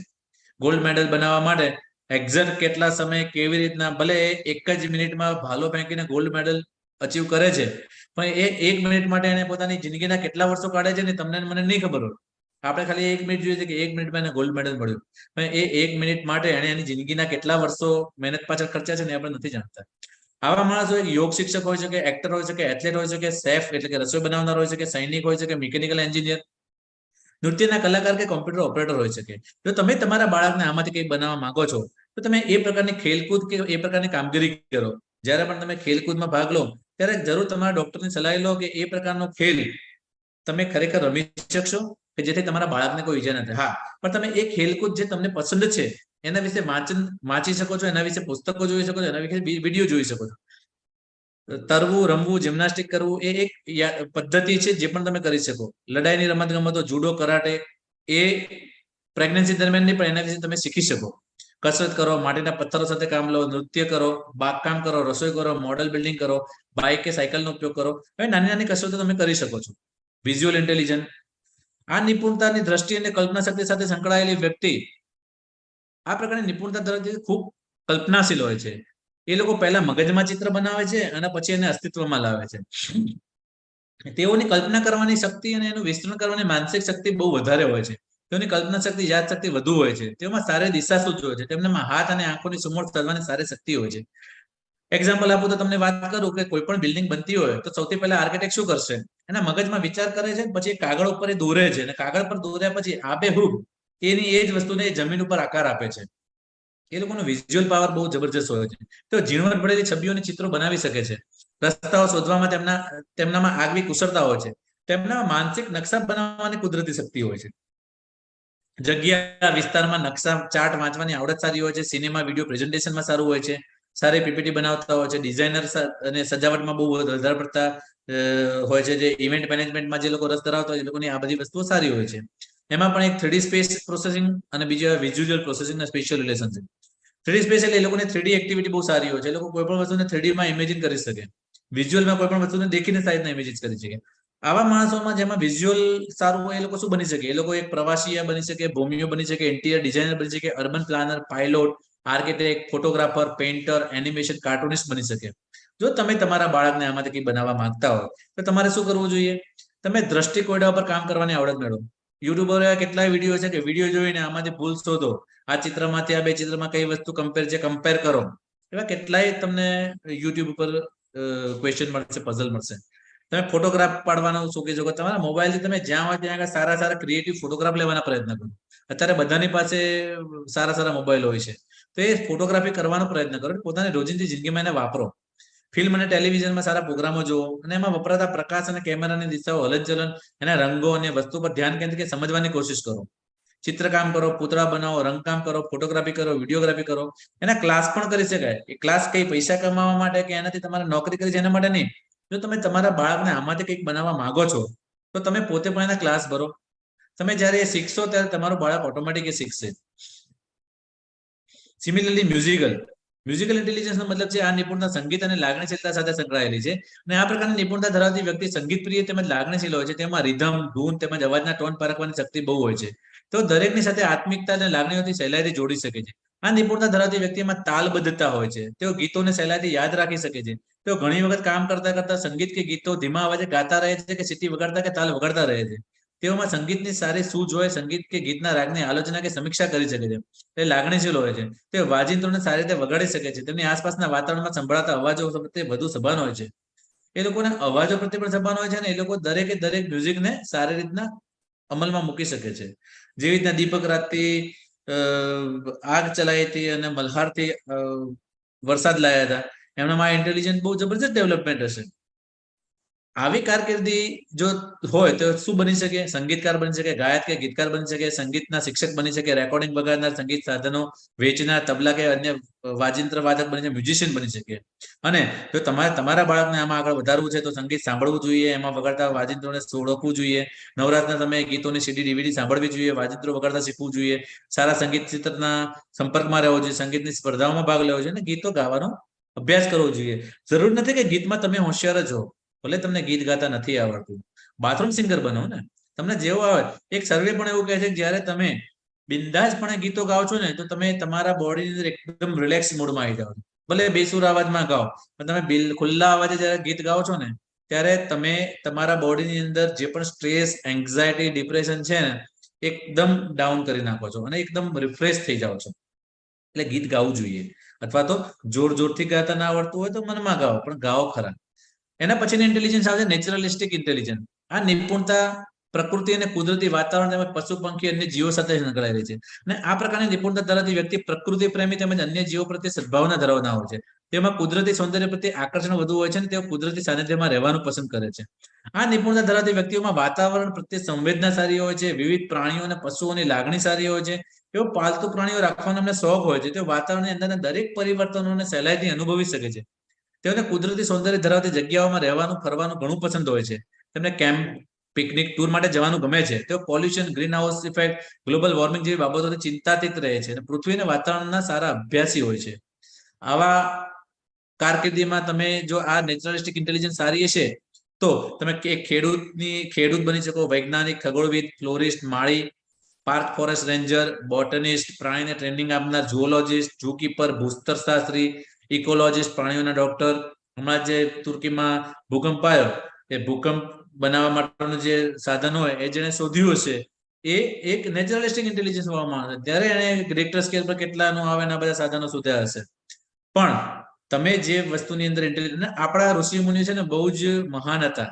એ લોકોને ખબર હતી કે આજની પેઢી છે ને આ બધામાં માનશે નહીં, એટલે એ લોકો નેચરલી જ ગાયને માતા કીધી, ચાંદાને મામા કીધું, સૂરજના દાદા કીધું, નદીને પણ આપણે માતાનું સ્વરૂપ આપીએ છીએ, ગંગામાં. દરેકે દરેક પ્રકૃતિની વસ્તુઓને એક સંબંધ સાથે જોડ્યા છે કે જેથી કરીને તમે એને સંબંધ સાથે યાદ કરી જિંદગીની અંદર આ નેચરલિસ્ટિક ઇન્ટેલિજન્સ ઓટોમેટિક ડેવલપ કરી શકો. કેવી રીતના? ગામડા કુદરતી સૌંદર્ય પ્રધાન પ્રદેશોની સમયાંતરે વારંવાર મુલાકાત લેવી જોઈએ, વાતાવરણ પ્રત્યે સભાન રહેવું જોઈએ, વિવિધ વનસ્પતિ, છોડ, ઝાડની જાણકારી મેળવો, જૂની મુલાકાત લો, જંગલ ઉપર જાઓ, નદી, સરોવર, દરિયા કિનારો પર ફરવા જાઓ, પાલતુ પ્રાણી, કૂતરા, બિલાડાની સાથે લાગણીથી જોડાઓ, પશુ પ્રાણી તરફ લાગણીને દયાભાવ ન રાખો, કીડીઓને લોટ આપો, કૂતરાને રોટલી આપો, ગાયને રોટલી આપો, ભૂગોળ અને વાતાવરણ વિશે માહિતી મેળવો, પૃથ્વી પરની વિવિધ જગ્યાઓ અને દેશોની સમૃદ્ધિ મેળવો, નકશા જુઓ. આ બધી વસ્તુથી તમારી અંદર આ ડેવલપમેન્ટ થશે. આવે છે એક્ઝિસ્ટન્શિયલ ઇન્ટેલિજન્સ એટલે કે સ્પિરિચ્યુઅલ ઇન્ટેલિજન્સ. આ નિપુણતા સ્વયંના અસ્તિત્વ તેમજ વ્યક્તિની આંતરિક આધ્યાત્મિકતાઓની શક્તિઓ સાથે સંકળાયેલી શક્તિ છે. અને આ પ્રકારની નિપુણતા ધરાવતી વ્યક્તિ પોતે આ પૃથ્વી પર શા માટે જન્મ્યો છે, જન્મ, મૃત્યુ, ચૈતસિક શક્તિઓ, ચેતન, અચેતન વગેરે બાબતની શોધ કરવામાં વ્યસ્ત હોય છે. અને તેઓમાં આધ્યાત્મ તેમજ ફિલોસોફી પ્રત્યે આકર્ષણ વધુ હોય છે. આ નિપુણતા ધરાવતી વ્યક્તિઓ પોતાના અસ્તિત્વ પ્રત્યે સભાન હોય છે. તેઓ આ દુનિયામાં શા માટે આવ્યા, ક્યાંથી આવ્યા, આવા સવાલો શોધતા હોય છે. તેઓ ગુણ વિદ્યાઓ, શાસ્ત્રો, આત્મશક્તિ કેળવવામાં આકર્ષિત હોય છે. બ્રહ્માંડની ગુપ્ત માહિતીઓને પૂર્ણ સત્યતા શોધવા પાછળ રચ્યા પચ્યા હોય છે. તેઓની અંતસ્ફૂર્ણતા વિકસિત હોય છે અને આધ્યાત્મિક પ્રવૃત્તિઓમાં રસ ધરાવનાર હોય છે. તેઓ ચેતનાના ઉચ્ચ સ્તરનો અનુભવ કરી શકે છે. જે એક દીપક ચોપરા કરીને છે, જેની લગભગ 100 થી વધારે પુસ્તકો એમણે સ્પિરિચ્યુઆલિટી પર લખી છે. એમનું સ્પિરિચ્યુઅલ ઇન્ટેલિજન્સ નું લેવલ તમે જોશો તો ઘણું વધારે છે. ડિસ્કવરી વાળાએ એમના બ્રેન ઉપર રિસર્ચ કર્યું છે. જ્યારે એ ધ્યાન કરતા હોય છે ત્યારે એની બ્રેનની અંદર શું શું એક્ટિવિટીઝ આવે છે એના ઉપર રિસર્ચ કર્યું છે. આવા માણસોની અંદર જેમાં સ્પિરિચ્યુઅલ ઇન્ટેલિજન્સ વધારે સારું હોય, એ લોકો ધર્મગુરુ હોય શકે, જ્યોતિષ હોય શકે, તંત્ર વિદ્યાવિદ હોય શકે, વાસ્તુવિદ હોય શકે, ફિલોસોફર, ધર્મ પ્રચારક, યોગી, નેચરોથેરાપિસ્ટ, આયુર્વેદાચાર્ય, પુરાતત્વ શાસ્ત્ર, રેકી, પ્રાણી હિલિંગ માસ્ટર, હિપ્નોટિસ્ટ હોય શકે. જો તમારે તમારા બાળકને આમાંથી કંઈક બનાવવું છે તો તમારે ધર્મગ્રંથોનો અભ્યાસ કરવો જોઈએ, ભારતીય સંસ્કૃતિનો અભ્યાસ કરવો જોઈએ, વૈકલ્પિક ગુણ વિદ્યાઓની જાણકારી મેળવવી જોઈએ, આધ્યાત્મિક પ્રવૃત્તિઓમાં રસ લેવો જોઈએ, યોગ, ધ્યાન, પ્રાણાયામ કરવું જોઈએ, રેકી, માઇન્ડ પાવર, હિપ્નોસિસ વગેરે શીખી અને એની જાણકારી લેવાનો પ્રયત્ન કરવો જોઈએ. આત્મશક્તિ અને ચૈતન્ય શક્તિઓને કેળવતા શીખવું જોઈએ. એનો મતલબ શું થયો? કોઈ પણ વસ્તુ જ્યારે તમારે શીખવી હોય ને તો તમારે તમારી જાતે એ દરેક વસ્તુને શીખવું પડે. જ્યારે તમે તમારા માઇન્ડ ઉપર ફોકસ કરશો ને ત્યારે તમે આ બધી જ વસ્તુને સારી રીતના કેળવી શકશો. અને જ્યારે તમારું માઇન્ડ તમે પાવરફુલ રાખો ને ત્યારે તમારે તમારા જે પણ ઇન્ટેલિજન્સને ડેવલપ કરવું છે ને એ દરેક ઇન્ટેલિજન્સને તમે ડેવલપ કરી શકો છો. તો આના ઉપરથી આપણે આ જે ઇન્ટેલિજન્સ બધી જોઈ તો અલ્ટિમેટલી આ બધી જ ઇન્ટેલિજન્સમાંથી પ્રોફેસર હાર્વર્ડ એવું કીધું છે કે આ ઇન્ટેલિજન્સના 3 પિલર છે કે 3 થાંભલા છે. આ 9 પ્રકારની ઇન્ટેલિજન્સમાંથી જો તમે તમારી ઇન્ટરપર્સનલ, ઇન્ટ્રાપર્સનલ ને મ્યુઝિકલ ઇન્ટેલિજન્સના કોમ્બિનેશન કરશો અને આના ઉપર તમારું ફોકસ આપશો ને તો બાકીની 6 ઇન્ટેલિજન્સ ઓટોમેટિક ડેવલપ થવા માંડશે. અને આપણા પંડિત શ્રી રામ શર્મા આચાર્ય કહેતા હતા કે દરેક પેઢીનું નિર્માણ એ સુવિકસિત નારીથી જ સંભવિત છે. જો એ નારી કે એક માતા સારા બાળકને જન્મ ના આપે તો સારા વૈજ્ઞાનિક, સારા પંડિત, સારા કલાકાર, સારા સાહિત્યકાર, સારા દાર્શનિક, સારા મનીષી, સારા મહાત્મા અને મહાપુરુષોને જો જન્મ ના આપે તો શું આ પૃથ્વી પર આટલી બધી શોધો થઈ હોય? આ પૃથ્વી આટલી આગળ વધી હોત? ભારત આટલું આગળ વધ્યું હોત? ના. આ દરેકની પાછળ એક સારી માતાનો રોલ છે. એટલા માટે જ કહેવાય છે સંખ્યા નહીં, સ્તર આપો. ગાંધારીના 100 પુત્ર હતા પણ એ સંસ્કારી નતા. પણ કુંતીને ખાલી 5 પાંડવ જ હતા. પણ એ 5 પાંડવોએ મહાભારતમાં શું કર્યું આપણે બધા જાણીએ છીએ. બરોબર. નીતિશાસ્ત્રમાં એટલા માટે કેવું છે કે સેંકડો મૂર્ખ બેટો કી અપેક્ષા એક ही गुणी पुत्र श्रेष्ठ है. એટલા માટે જ આપણે કહેવત છે ને કે પુત્ર જો કપાતર પાકે તો એનો કોઈ મતલબ નથી, પણ જો સપૂત પાકે તો આપણે એને આગળ વધારી શકીએ. પૂત સપૂત તો ક્યાં સંચય, અને પૂત કપૂત તો કે તમારે જ્યારે દરેક પોતાના બાળક પાછળ એની ઇન્ટેલિજન્સ ડેવલપ કરવા માટે તમે જે પણ કોઈ એક્ટિવિટીઝ કરવાની શરૂ કરશો ને એટલે તમારા બાળકની અંદર એક ઇન્ટેન્શન સારું આવશે કે એણે આ પૃથ્વી પર કંઈક સારું કાર્ય કરવા માટે જન્મ લેવાનો છે. જેમ કે આપણે બધા જાણીએ છીએ કે સુજાતા કે જેના ગર્ભમાં એક બાળક વિકસિત થઈ રહ્યું હતું અને સુજાતાને એમ થયું કે મારા પિતા પણ મહાન ઋષિ છે અને મારા પતિ પણ કહોદ ઋષિ પણ, એના પિતા ઉદ્દાલક ઋષિ અને એના પતિ કહોદ ઋષિ, આ બંને સંસ્કૃતના મહાન વિદ્વાન છે, જ્ઞાનના મહાન સ્ત્રોત છે, તો મારા બાળકને પણ સારું બનાવવું. એટલા માટે એ રોજ સંસ્કૃતના ક્લાસીસ લેતી, એના પતિના અને એના પિતાના. એક દિવસે જ્યારે એના પિતા ક્લાસ લેતા હતા એ દરમિયાન જ્યારે કોઈ સંસ્કૃત યોગ્ય રીતના એને ના બોલ્યો કે કોઈ શ્લોક બોલવામાં એના પિતાએ ભૂલ કરી ત્યારે અંદરથી આપણા શાસ્ત્રો એવું કહે છે કે ગર્ભમાંથી અષ્ટાવક્રએ કીધું કે પપ્પા તમે આજે બોલી રહ્યા છો ને એ થોડું ખોટું બોલે છે. એના પિતાના અપમાન લાગ્યું એટલે એને શ્રાપ આપે કે જા તું 8 જગ્યાએથી વાંકો થઈશ. અને આપણે બધા જાણીએ છીએ અષ્ટાવક્ર 8 જગ્યાએથી વાંકો જન્મ્યો, પણ એની મમ્મીએ જે એને બુદ્ધિ આપી હતી ને એ બુદ્ધિ એને હરાવી શકી નહીં. કેમ? એ બુદ્ધિ તો ત્યાંના ત્યાં જ રહી. એ શ્રાપથી બુદ્ધિને કોઈ હિન થઈ નહીં. એટલા માટે જ એ રાજા જનકના દરબારની અંદર ઋષિ બંદીને શાસ્ત્રાર્થમાં એને હરાયા હતા. તો તમે લોકો પણ આવા જ અષ્ટાવક્રથી પણ મહાન બાળકોને જન્મ આપવા માટે સક્ષમ છો. અને એના માટે તમારે અલ્ટિમેટલી શું કરવું પડે? 9 બુદ્ધિમાંથી તમારે તમારા બાળકને જે પ્રતિભા વિકસિત કરવી છે એના વિશે કામ કરવું પડશે, એના વિશે વાંચન કરવું પડશે, એને તમારા લાઈફની અંદર અમલમાં મૂકવું પડશે. અને આપણી ઇન્ડિયાની અંદર આપણા જે સંસ્કારો છે ને એ સંસ્કારોની અંદર જ આ નવ ઇન્ટેલિજન્સ ડેવલપ કરવાની કળવા ઓટોમેટિક આપણા ઋષિમુનિઓએ, આપણા પૂર્વજોએ અંદર ઇન્કોર્પોરેટ કરી છે. એટલા માટે જ દુનિયાના જે બેસ્ટ સીઈઓ છે ને એ માત્ર આઈક્યુ વાળા નથી, એમની પાસે આઈક્યુ પણ છે અને ઇક્યુ પણ છે. કારણ કે ઇન્ટરપર્સનલ ઇન્ટ્રાપર્સનલ ડેવલપમેન્ટ છે ને, જે સામાજિક બંધારણ, રિલેશનશિપ, આપણા બધા પ્રસંગો આપણે એટલા માટે જ કરતા હોય છે કે સામાજિક આપણું બંધારણ સારું રહે, એકબીજાને મળીએ, એકબીજા સાથે વાતો કરીએ, એકબીજાના પ્રસંગમાં હાજરી આપીએ, એટલે આપણું સોશિયલ રિલેશનશિપ સારી હોય, એટલે આપણી ઇન્ટ્રાપર્સનલ ડેવલપમેન્ટ સારી હોય. અને આપણા બધા ભગવાન સાથે જોડાયેલા સ્પિરિચ્યુઅલ માણસો છીએ, એટલા માટે ઇન્ટ્રાપર્સનલ અને ઇન્ટરપર્સનલ બે ડેવલપમેન્ટ. અને એટલા માટે જ ભારતના દરેકે દરેક સારા માણસો દુનિયાની સારી સારી કંપનીઓમાં, જેમ કે સત્યનારાયણ માઇક્રોસોફ્ટના સીઈઓ રહેલા છે, અરવિંદ કૃષ્ણ સીએમ IBM ના સીઈઓ રહેલા છે, સત્યનારાયણ છે એડોબના છે, પરાગ અગ્રવાલ ટ્વિટરના છે. અલ્ટિમેટલી આ બધાનો તમને સમજાવવાનો મતલબ એ જ છે કે તમારું બાળક પણ આ જગ્યાએ હોઈ શકે. નાથી 10 વર્ષ, 15 વર્ષ, 25 વર્ષ પછી તમારા બાળકનો ફોટો પણ આવી જ જગ્યાએ હશે, અને બની શકે કે બીજું કોઈ આવી રીતના લેક્ચર આપતું હશે, તમારા બાળકનું નામ લેતું હશે. તો આ દરેકે દરેક ઇન્ટેલિજન્સને તમારે ડેવલપ કરવાની છે. અને જેમ આચાર્ય સાહેબે કીધું છે કે દરેકે દરેક આંતરિક પ્રતિભાને વિકસિત કરવા માટે, અને બધી સફળતાઓનો આધાર એ દરેક માતા ઉપર રહેલો છે. અને એક માતા જ એક સર્જન કરી શકે છે. સર્જન કરવાની શક્તિ પ્રભુએ ખાલી 2 જ જણાને આપી છે, એક પોતાની પાસે રાખી છે અને આ પૃથ્વી પર માતાને આપી છે. તો આ સર્જન શક્તિનો તમે યોગ્ય ઉપયોગ કરો અને તમારી અંદર રહેલી 9 પ્રતિભાનું ડેવલપમેન્ટ કરી અને આ પૃથ્વી ઉપર એક જે નક્કી કર્યું છે ગુરુજીએ અને માતાજીએ કે એક એવી જનરેશન પેદા કરવી છે, એક એવો યુગનું નિર્માણ કરવું છે કે ભારત ફરીથી સોનાની ચિડિયા બને અને ભારત ફરીથી અગ્રેસર બને. ભારત માતા કી જય. જય ગુરુદેવ. અસ્તુ. ખૂબ સરસ.